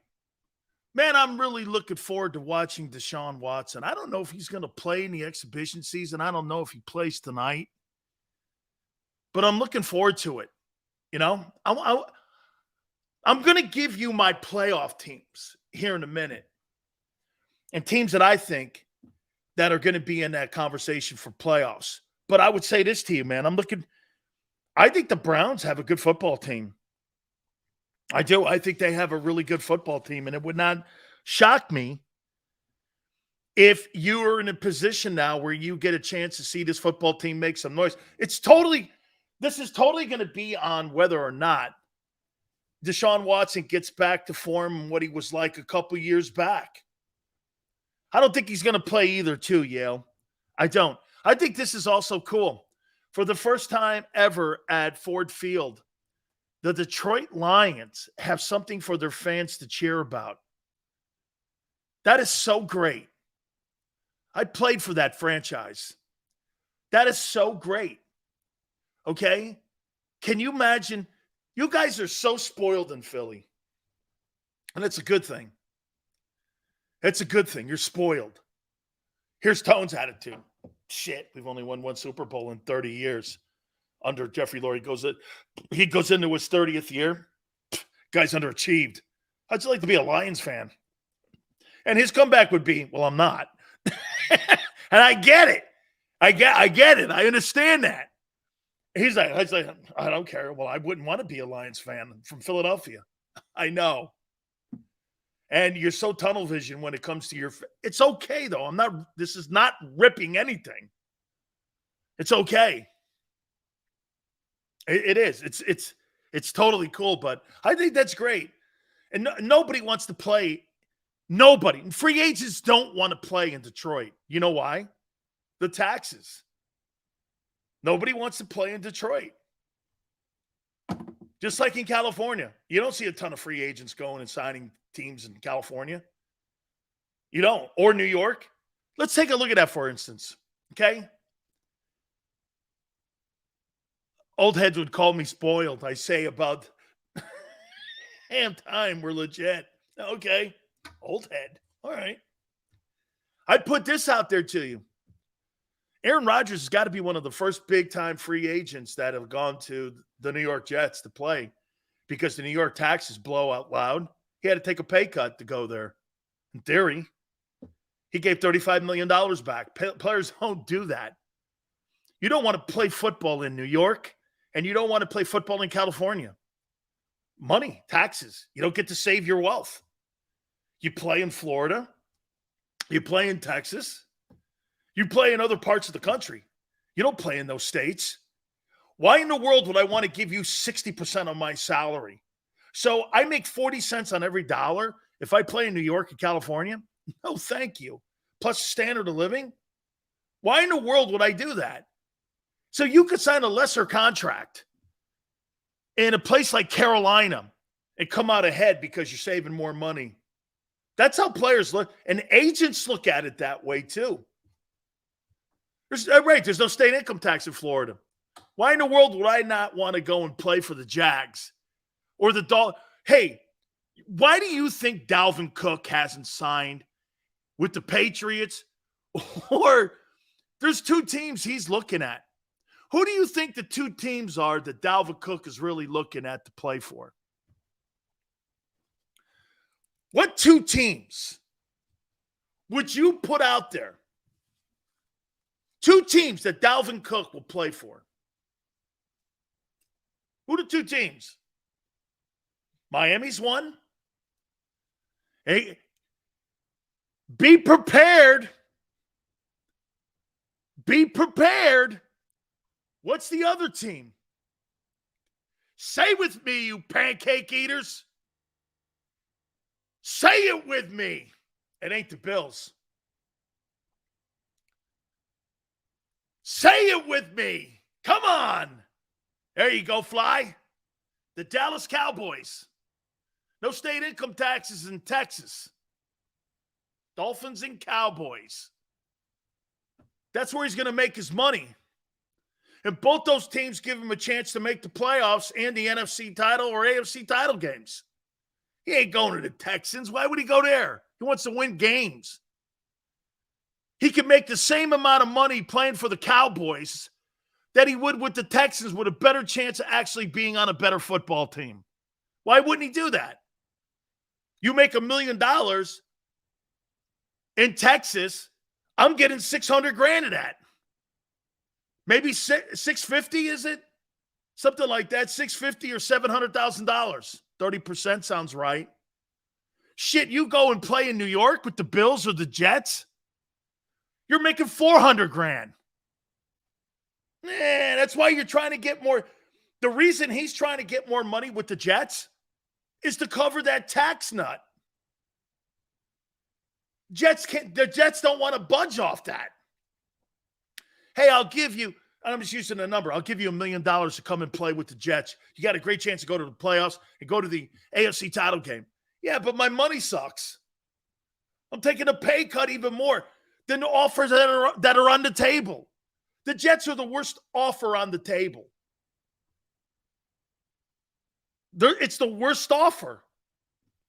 Dude, you got to look. Hey, and think about this. Am I right, Yale? Yeah, but wait a minute, Yale. He's a running back. Don't you have to maximize every opportunity you have because you don't know when it will be your last one? Why would I? So what? I've got $20 million in the bank. Why in the world would I take the lesser offer with the lesser team? Why would I do that? And I'm a running back. Hey, if I was a wide receiver and I could get Odell Beckham money and sit out a year and still get $15 million, that's one thing. But next year I'm a year older. The position's being devalued every single 6 months. Why in the world would I sit there and over a couple million? Yeah. Well, wait a minute. He's asking for 5. Okay? So we're talking about $3.5 million. Yeah. $8 million bucks? Shit, dude. That's $3 million bucks that you're going to have to give back to the government and the state. I don't know. No, thank you. I go to Texas and I only have to give $1.5 million of it? No way. I'm a running back, dude. I've already put 7 years in this league. Why would I take? So wait, I have to take lesser money and the lesser offer because I've got $20 million in the bank. Players don't look at it like that. The Bills and the Jets are the worst teams you can go to right now, money-wise. I could go to Miami. I could go to the Cowboys. And the money's better. Dude, they could be the same offer, and it's a better deal. And the least amount of resistance is in the NFC. If I go to the Jets, there's no telling if I'm going to the playoffs. I'm going to talk about that here in a minute. You don't know if the Jets are a playoff team. So if I'm too old then, why would I give the money back?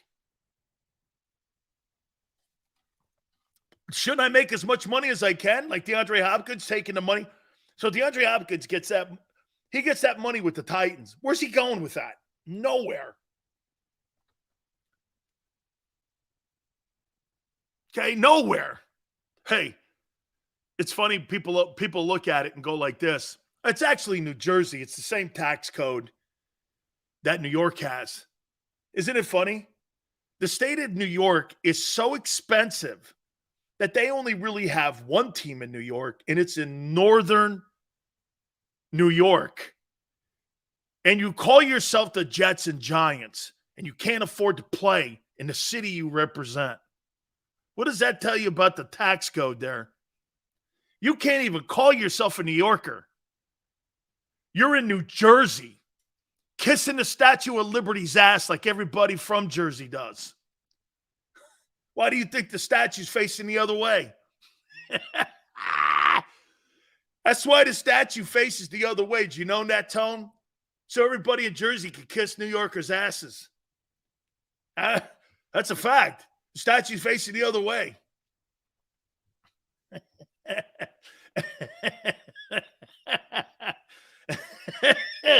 Why is the Statue of Liberty's ass facing New Jersey? What do you think? Well, you know, right? I mean, everyone always goes like this. Hey, it's New York. I go, the Statue of Liberty's facing the other way from New Jersey. I mean, come on. She's even telling you to kiss. She's even telling you to kiss her ass. Come on now, guy. I actually like New Jersey, but hey. Oh, y'all need to move to Canada. Holy cow, move to Canada. $72 for a gasoline thing. They do have great strip clubs up there. Hey, Jay, they got great strip clubs. I hear Chez Paris. It's an interesting place. I've been to Montreal. I've been to Toronto. I've been to Vancouver. I almost went to Vagina, but I didn't go. Wait, I'm sorry. I said vagina. I meant Regina. Regina, not vagina. To play with the Rough Riders. Regina. I don't want to sound like Trump when I say Gina, because it's China, not Gina. So it's Regina. Just want to make sure we're good there. So nobody says that I said. Oh man, the women in Canada are spectacular, beautiful. You walk into like a McDonald's and you're like, merci, and you're like this. You work at McDonald's? Yes. And you're like this. Parlez-vous français? Is this the French side? Yes, it is. Oui, oui. Yeah. Oh, okay. Very good. Your Big Seal. Hey, Big Seals could speak some. Big Seals has been around the world, so I could do some things. Let's see. Sprechen Sie Deutsch? Parlez-vous français? Let's see here. E9 Finsta. I like my window here. It looks good. Everything's working good. Let me have a sip of Vasa. Let's see. Che ora sono? Time is, we're doing good on it. We got football going. How you doing? Right? Konnichiwa?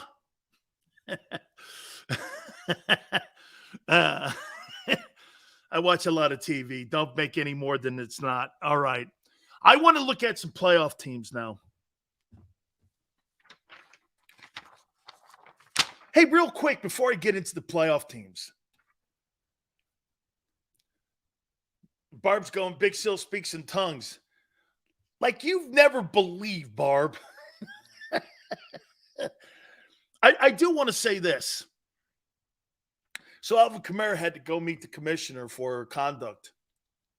And JM brought this up earlier, and I wanted to make sure that I hit on this again. And I want to make sure that I make this very clear.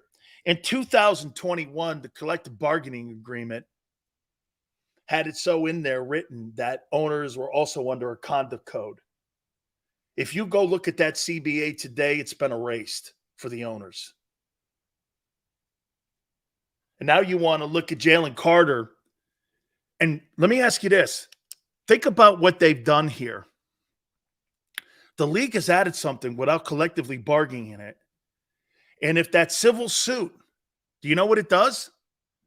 It stops that person who is suing Jalen Carter from also suing the Eagles by putting a conduct policy in there. He wasn't even part of the NFL. But the NFL is protecting their drawers because they don't want to be sued civilly here. And they don't want frivolous lawsuits. So they think they can go back when you're a young kid and say you did something, you stole your parents' car, okay? And they look at that and somebody goes, well, this guy's got auto theft. He stole the car. Well, he stole his parents' car. And you could make more of that like people do today and make that from an anthill into a molehill. And you can make any story like that look like it's detrimental to the kid's character. It's so vague. But Bob Kraft can walk into a whorehouse in Orlando right after the AFC Championship game and having all of these women do all these things, whatever it was, or Jerry Jones being accused of sexual assault, or Jim Irsay with open pill bottles and $35,000 and prescription pads in his car when he was pulled over. They erased all that. But if a player has any issues, they're going to hold your feet to the fire. Dude, not cool. Collectively bargained? Man, the weakest union in the National Football League is because of that lapdog that was D. Smith, the executive director. Man, do I miss Gene Upshaw. He was the best. He got more shit and more heat, but he was 10 times the executive director of the Players Association than that guy was. That guy was whistling for Goodell and was also whistling for Tagliabue. Those two guys are so corrupt because they work for corrupt people. I'm not talking about corrupt businessmen. I'm talking about corrupt people. I don't give a shit about you. Players care. Now, look, Jeffrey Lurie goes along with the group because the group makes him a ton of money. He's an accomplice to it. I'm not saying that he doesn't care about his players. I believe he does. His actions prove it by paying them. Okay? That's a great question. JM goes, who would you recommend for the role? I'd recommend a woman. I'd recommend a woman who's been an executive. I'd recommend a woman judge.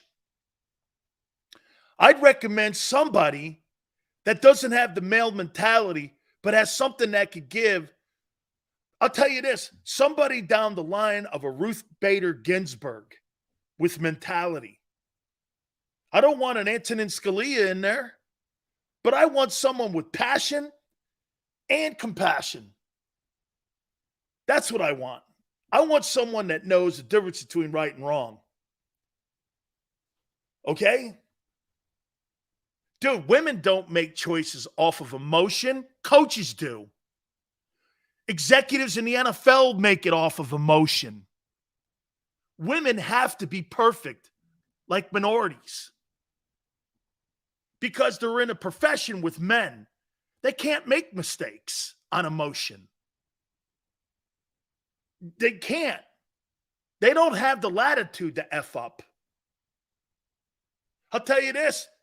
That woman that cut that deal for Jalen Hurts, that's right, Forrest. Nicole Lynn, I want someone like that. So I did a $255 million deal and no one knew it. Tremendous. She cut that deal for that D tackle up with the Jets. Wow. I've never seen two bigger deals done with no noise than those two deals by Nicole Lynn. Dude, she's a star. I have incredible respect for her. She is a star, man. I like it. You know, Condoleezza Rice was up for the commissioner's role a few years back when they gave it to Goodell.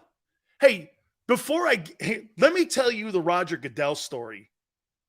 Okay? Man. I don't know.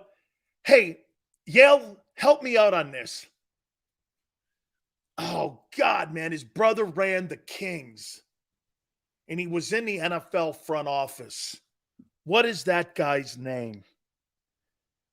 Oh, God, he ran the Tampa Bay Lightning. He was the president of the Lightning about 7 years ago, and he's in the NFL front office. What's that guy's name? I became friends with him when he was the president, and Jeff Vinnick bought the Tampa Bay Lightning, and he and I became friends. And I used to go over and see the Lightning and sit in his box. I watched a Stanley Cup Eastern Conference Finals with Bobby Orr, and that's how he became friends with Bobby Orr. What was that guy's name? That was the president of the Tampa Bay Lightning back in the day. God, man, his brother also ran a lot of things in Los Angeles. Yzerman wasn't the GM. Yes, Yzerman was the GM, but the president of the Bolts at that time. Oh, man, I forget his name. Anyway, I got to get that guy's name because he went on. He's now, I think, the number 2 guy in the National Football League behind Roger Goodell. And he told me the story about how Goodell got to become the commissioner of the league. And this is how he came to become the commissioner. Obviously, everyone knows that Goodell was, what was that guy's name, man? God, it's on the tip of my tongue. He ran Seattle. He was the president of the Seahawks. Todd Lewicki. Thank you, Jay. Jay, thank you. Todd Lewicki. Fantastic, Todd. Or Jay, thank you. So Todd Lewicki. Now, Jay Feaster, I think Jay's back with them now. I love the Lightning. Todd Lewicki came from Seattle and was working with Paul Allen. He left that thing. He's the guy that hired Pete Carroll. Do you know he hired Pete? You guys, I got so many stories on Todd Lewicki. This is how they hired him.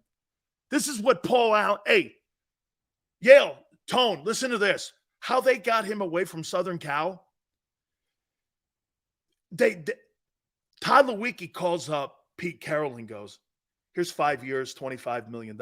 Or, yeah, something like that. Paul Allen goes like this. Todd goes, hey, we got a press conference tomorrow. Paul Allen goes, do I have to be there? He's like this. Yeah. You just hired the guy who won multiple national championships at Southern Cal to be your head football coach with the Seahawks. He goes, okay. So Paul Allen, Microsoft, all that, shows up. He didn't even want to go in the introduction meeting to greet Pete Carroll as the new head coach. Not that he didn't like him. He just didn't want to do it. And if you know anything about Paul Allen, he owns the Portland Trail Blazers. I think he may have owned the Mariners. He may have. I don't know. But he owned the Seahawks, right? So Todd leaves and he goes, takes the job with Jeff Vinnick in Tampa Bay. And he goes, you want to hear how Goodell got the job? I go, yeah, love to hear it. He goes, do you know who the three candidates were? I go, no. He goes, it was Rich McKay. It was Condoleezza Rice. And it was Roger Goodell. And they all went, the ownership, Jerry Jones, Kraft, all these people, Paul Allen, they all went on this retreat. And Todd Lewicki goes in, and Paul Allen and Robert Kraft go like this. We're going to vote tomorrow morning to give it to Goodell. So Todd Lewicki goes, I knew before he did.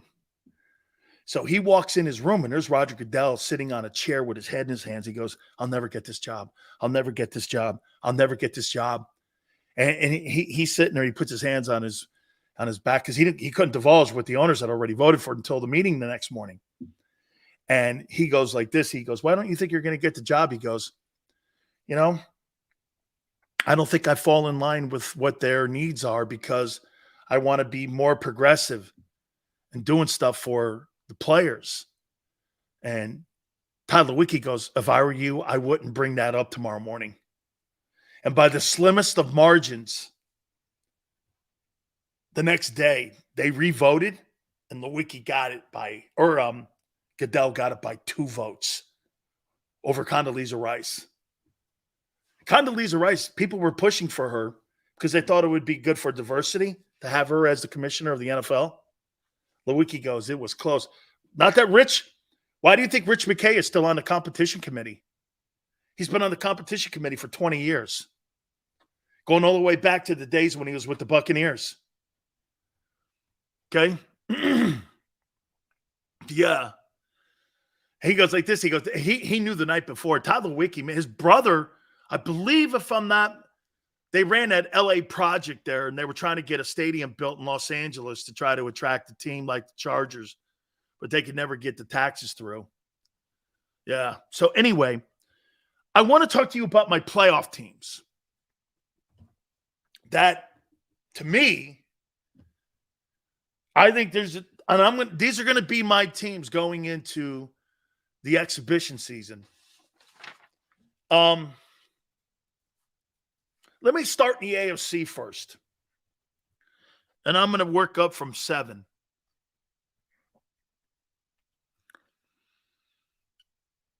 I got the Browns. By the way, just so you know, before I say this, I don't have the Jets making the playoffs. I do not. And by the way, these are not in order. These are not in any kind of order. These are just playoffs. Playoff teams. I don't have the Jets in the playoffs. I got the Browns at 7. I think they're a good team. I think people are sleeping on them. I think they're sleeping on. Well, here. You don't have a better offensive line than Cleveland. You don't have a better. You think you have a better edge rusher than the Browns do? Your secondary and at corner could be better. Okay? But you don't have, your offensive line is suspect at best. It's one of the worst units in the league. Myles Garrett's a better pass rusher than Quentin Williams. Myles Garrett's going to the Hall of Fame. He's a Hall of Famer. You got a 1,000-yard receiver. You got a 1,300 to 1,200-yard back. They're kind of built like the Eagles. The Jets' O-line, I don't think so. So I got the Browns. I got the Chargers at 6. Too much talent not to go. If that team doesn't get to the postseason, someone's ass is on the line. And personally, I think it's Brandon Staley. Dude, I do not think that guy is an NFL head coach. In my opinion, you need to get an offensive guy in there that knows what he's doing, knows how to develop people. I mean, could I see Kellen Moore becoming the head football coach of the Chargers? I totally could see Kellen Moore. I think Kellen Moore left Dallas with that. I think he could become that. I mean, I could see Kellen Moore getting that coaching job. I think I think they're good. They're good on defense. They're good in the secondary. Derwin James is one of my favorite football players. I like him, man. That roster has underachieved. Okay, they've underachieved. Okay?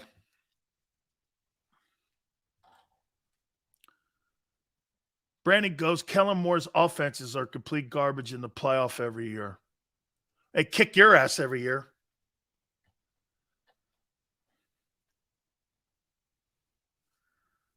Okay?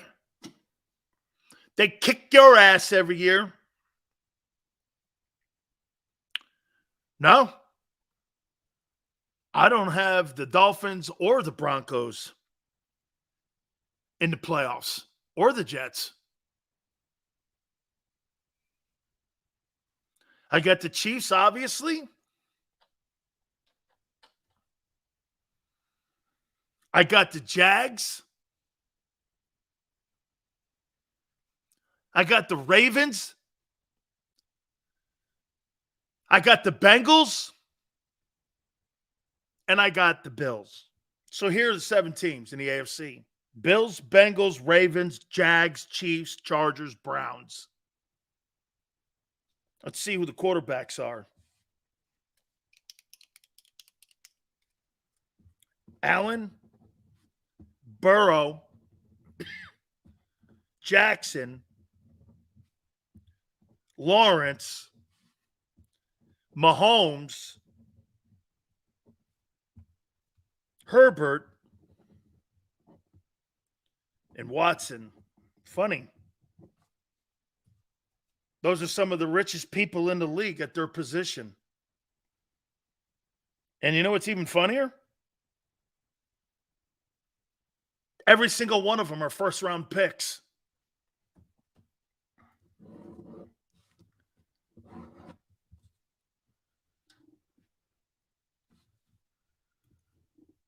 Sills loves the Ravens. Why wouldn't you? They've been more successful than you since 2000. Why wouldn't you? Hall of Famers, Super Bowls, and to Tone's standard, won at least 2.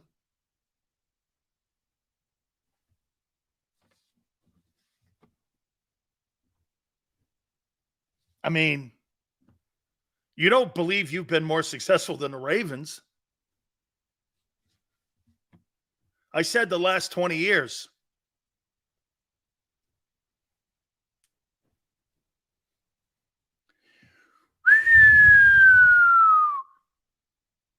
Scott goes, Burrow's hurt. Yeah, he was hurt last year too. Had his appendix taken out. They still went on and made the AFC title game. It's all good, guy. It's all good. Don't worry about it. Here is now the NFC. Number 7. Seahawks. I believe Geno's going to do it again. I think Geno's going to do it again. Okay? I believe Geno does it again.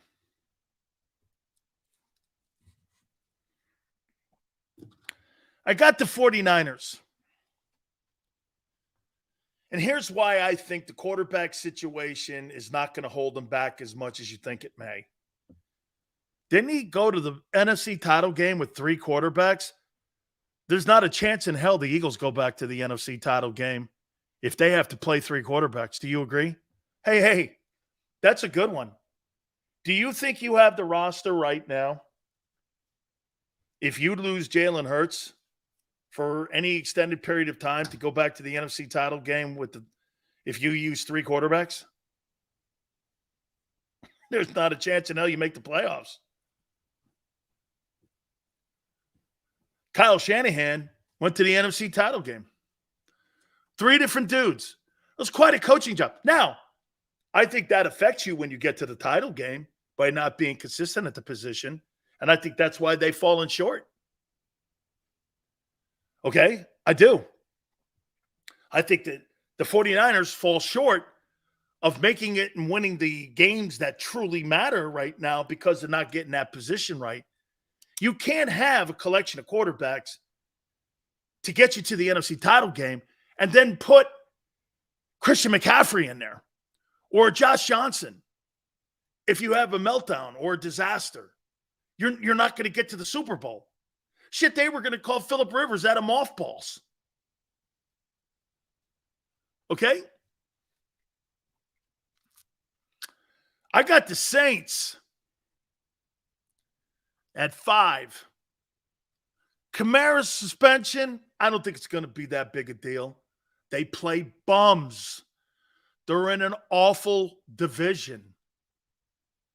They're going to win north of 12 games. Derek Carr's good. And he's going to, so check this out. He was in the tougher conference throwing for all those yards, and now he's going to the shittier conference. You think he's not going to play better? I think he's going to be completely better, like Brady better. There's nobody in the division. They're playing a cupcake schedule. They're playing a 2023 Philadelphia Eagles schedule. Hey, and Yale goes, I'm not sold on Carr. I'm not sold on Dennis Allen. Okay? I'm not sold on him. That's another team that I think they got to maybe find a different. Dude, Dennis Allen with the Raiders, Dennis Allen with the Saints. I get he's good as a defensive-minded guy. But when you look at him, do you go, hey, man, that guy's a really good-looking head coach? I don't know. You know who I'd like to take over that team? I'd like to give that football team, that New Orleans team, to a guy like Brian Flores. I'd give that team to him. Let me see what he can do with it. I think Brian Flores would be a great head coach there in New Orleans. I'd like to see that.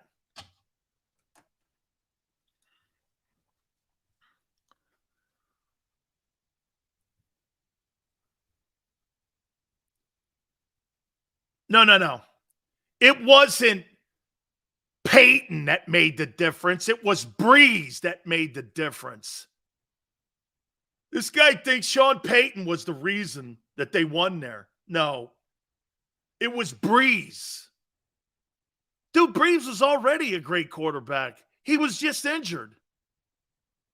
He had won 12 ball games in San Diego. Isn't that funny? Everyone was under the assumption that Sean Payton made Drew Brees. What a lie. He was already great. He was a Pro Bowler in San Diego before he got injured. That's ridiculous. Drew Brees was made by Sean Payton? No. Brees made Payton. Drew Brees made Payton. I thought Brian Flores turned an entire culture of a shitty culture with Stephen Ross down there around. I think he went down in there, and I think he really did a great job at that. Football team got better every year he was there.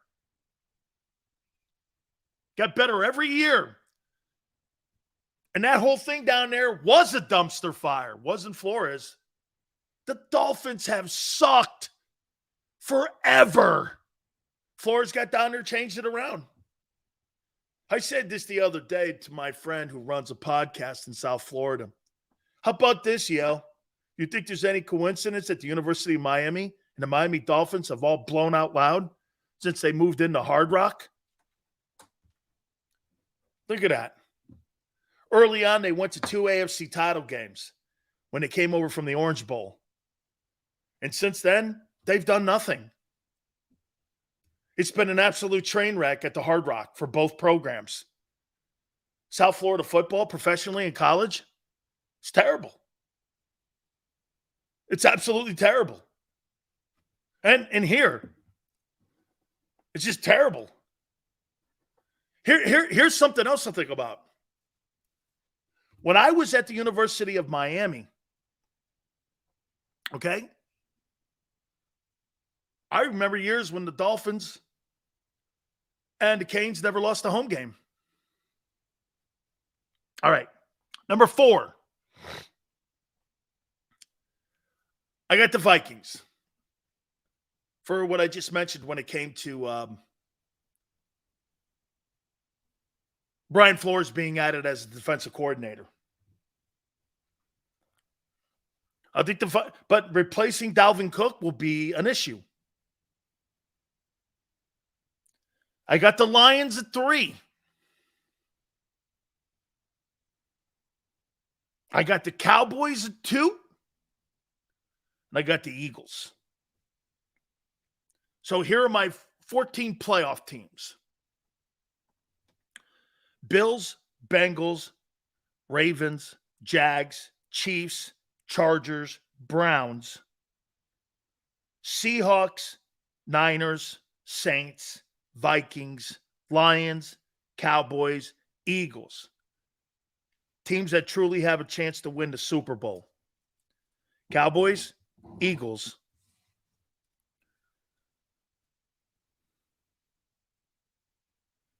Chiefs, Bengals, and Bills. There's about 5 teams in the NFL right now before injuries that I think have a shot to win the Super Bowl.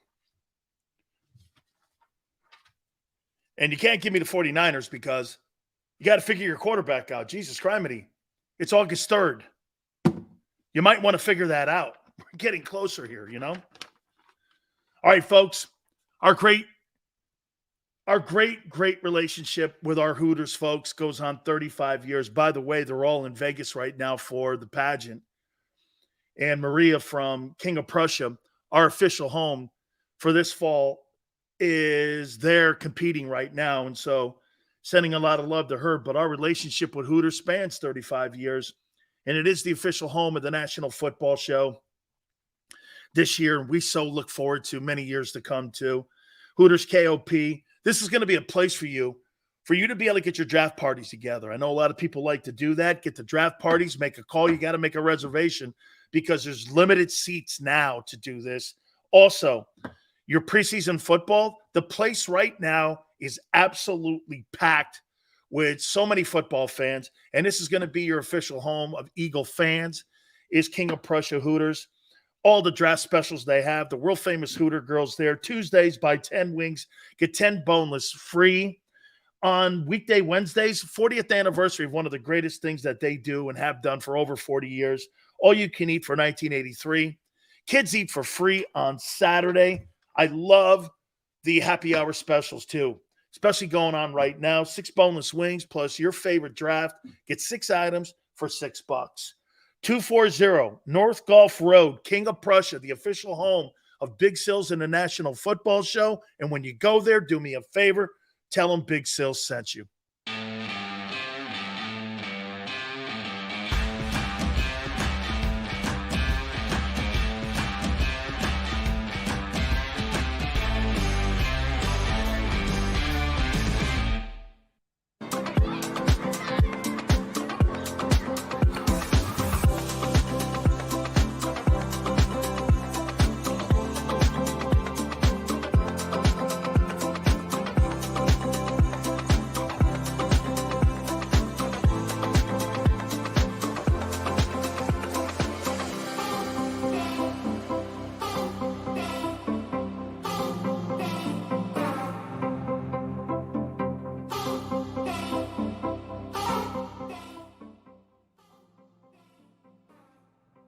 Heading down the shore. Have a ball once more. Here, imaginations run wild and time stands still. Because here, you can find the best of the Jersey Shore, all on one 5-mile island. So leave the old you behind and get lost in the woods. Wild, wild, wildwood days. Score and save in southeastern PA and Delaware with Colony Pools this football season, and let the experts close your pool with a custom Merlin safety cover in green for the birds. And if you join our Winter Watch team, we'll give you another 20% off, and Colony Pools will handle it all. Keep your tiles on your pool, not in your pool. Fly with Colony right now, Birds fans. Visit flywithcolony.com.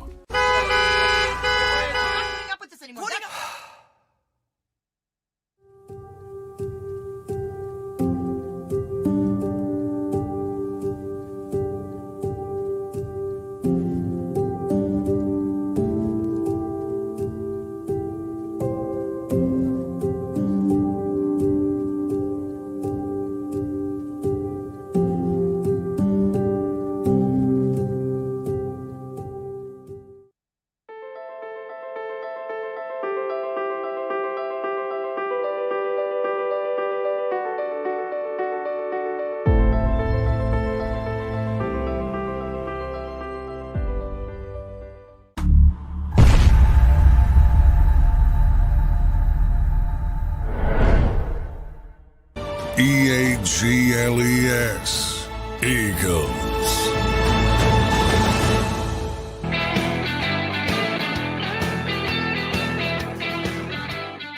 Big Sills National Football Show. Appreciate you guys coming along here with us, and we so appreciate you guys here. I'm going to talk about some quarterbacks here in a second here, but I had people posting a video of Mozzie Smith throwing a guy on the ground.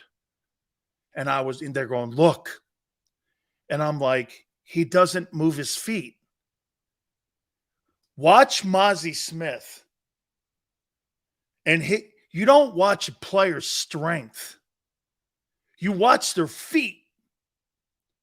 You know, that was one of the greatest lessons I ever got from Bill Walsh. He used to do a show in the Bay Area. And he used to tell me, he goes like this, when you're looking at a quarterback and you're looking and how you're evaluating a guy, what are you looking at? He goes, well, arm strength, you know, can he see the progressions? And he goes, geez, okay, those are all important. He goes, you know, the number one thing, first thing I look at, what kind of athlete is he getting back to his drop? And I go like this, well, what does that mean? He goes, well, here, what makes a quarterback great is how fast he can get back into his 7-step drop so he can process the intel that's in front of him. Quarterback's feet are the most important weapon next to his arm. Because if he's a drifter like Testaverde used to be, you have a propensity to throw the ball high. And this is, talk to Bill Walsh. Of course I did. I did a show in the Bay Area for 7 years. And Ed DeBartolo is one of my dearest friends. He's been on my program numerous times. I knew that entire front office. John McVay was hired by my uncle as the New York Giants head football coach. Then he turned over and became the personnel director for the 49ers in San Francisco. How do you think I don't know that organization? I know every person that was in that organization. Carmen Policy was a carpetbagger. He came in and benefited off of the things that DeBartolo and John McVay, and by the way, that name McVay, yes, that's Sean McVay's grandfather. Okay? And Walsh would tell me, he goes, yeah, what made Montana great was the ability to get back and process the intel that's out there in front of him. Joe saw the intel, the game was slow to him. And you see a little bit of that with Hurts. Hurts' feet. And you know what? You know what, Tone? I'll tell you this.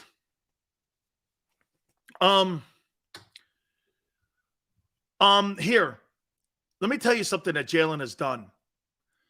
More people constantly look at Jalen Hurts' arm. Jalen Hurts has improved with his feet and moving around in the pocket compared to the first year. He's better at that than he is even. And that's why when I said, hey, when you watch him in like the Chicago game, dropping them dimes, even when some of those passes were incomplete, you were like, holy shit, he's developing some touch on his footballs, on his deep throws. That was really the first time. You know, the Minnesota game, he was good on some deep throws. And there were spots in the year where he really had some really nice deep throws, but he's not consistently throwing that ball deep down the field like you see these guys who throw the ball 50 times. By the way, I'm not suggesting he has to do that to win games, and nor am I wanting him to do that, because I think if you throw the ball 50 times, common sense is you're in a higher percentage for turnover. And Batman, that right there, Jalen Hurts is becoming more fundamentally sound.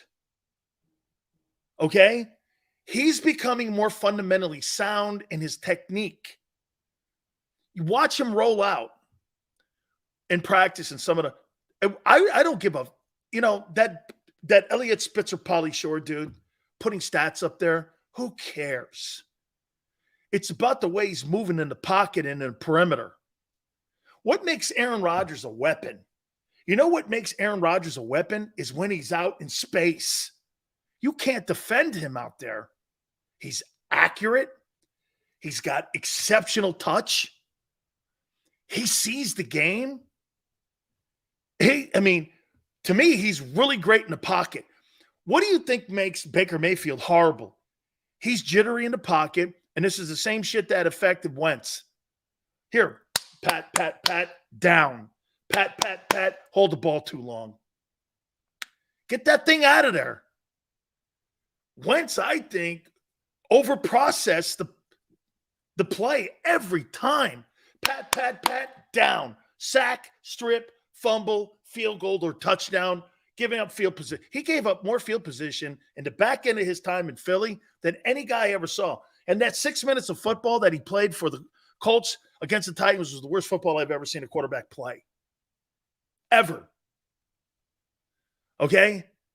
And JM's right. Russell Wilson in the pocket, I don't think Russell Wilson's really great in the pocket. I think he's great in the perimeter and open space because he's shorter and he's a smaller dude.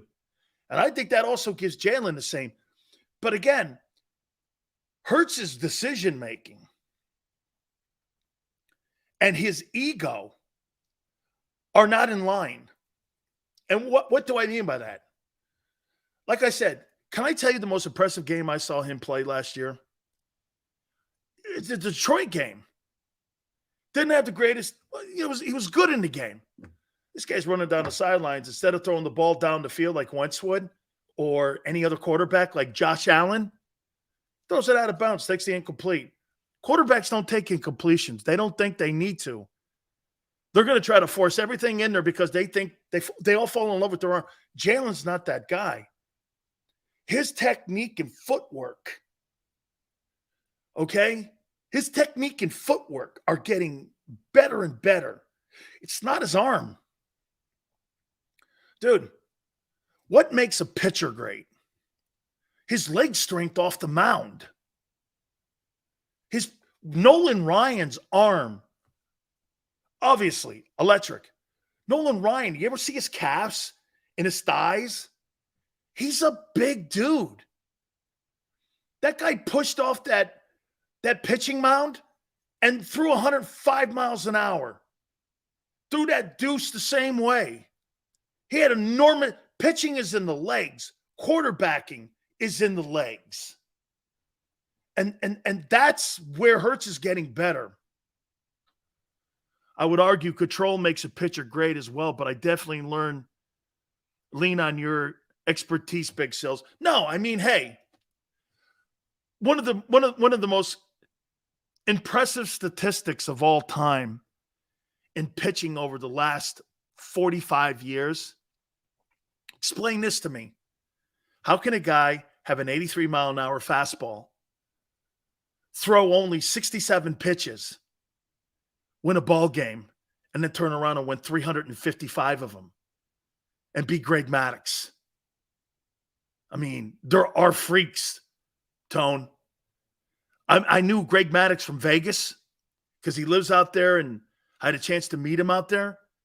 Here's a guy that could throw under 100 pitches in less than 2 hours, never have a full count, and get out of a game in an hour and 90 minutes. And you're like, he didn't throw 100 pitches? And he won 355 games. Who was a better pitcher, Randy Johnson or Greg Maddux? Well, Greg Maddux won more ball games than Roger Clemens and Randy Johnson. I mean, the winningest pitcher since Warren Spahn is Greg Maddux. And he had no fastball. Neither goes Randy Johnson. It's funny. Had a better ERA, had more wins, more complete games, and more shutouts. How do you say Randy Johnson's a better player? You have no history to support that. Because he had more strikeouts? He had more wins.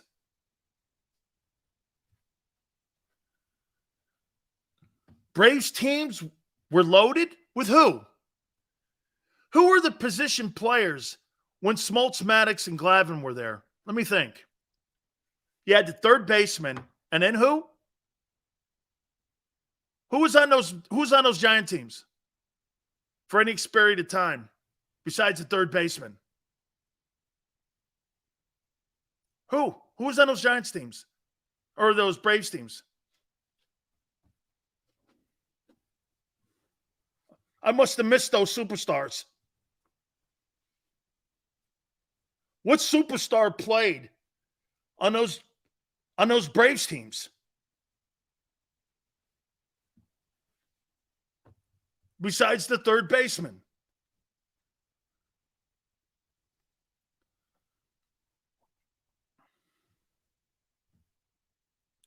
Again, what has made Jalen better is his legs.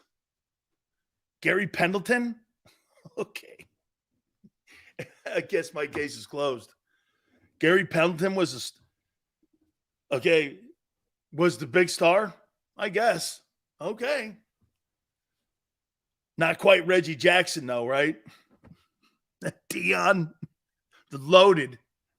All right. Hey, enjoy the game tonight. I'm looking forward to it, man. It's the start of the NFL season officially here tonight. So make sure you guys have a great one. We so appreciate it. Xander, Big Joe, thank you guys so much. Tone, you are a superstar, and I thank you so much. Keep up the fabulous work, man. I can't do this show without you. Thank you again. We'll see you tomorrow, 3 to 6, and we'll catch you on the flip side.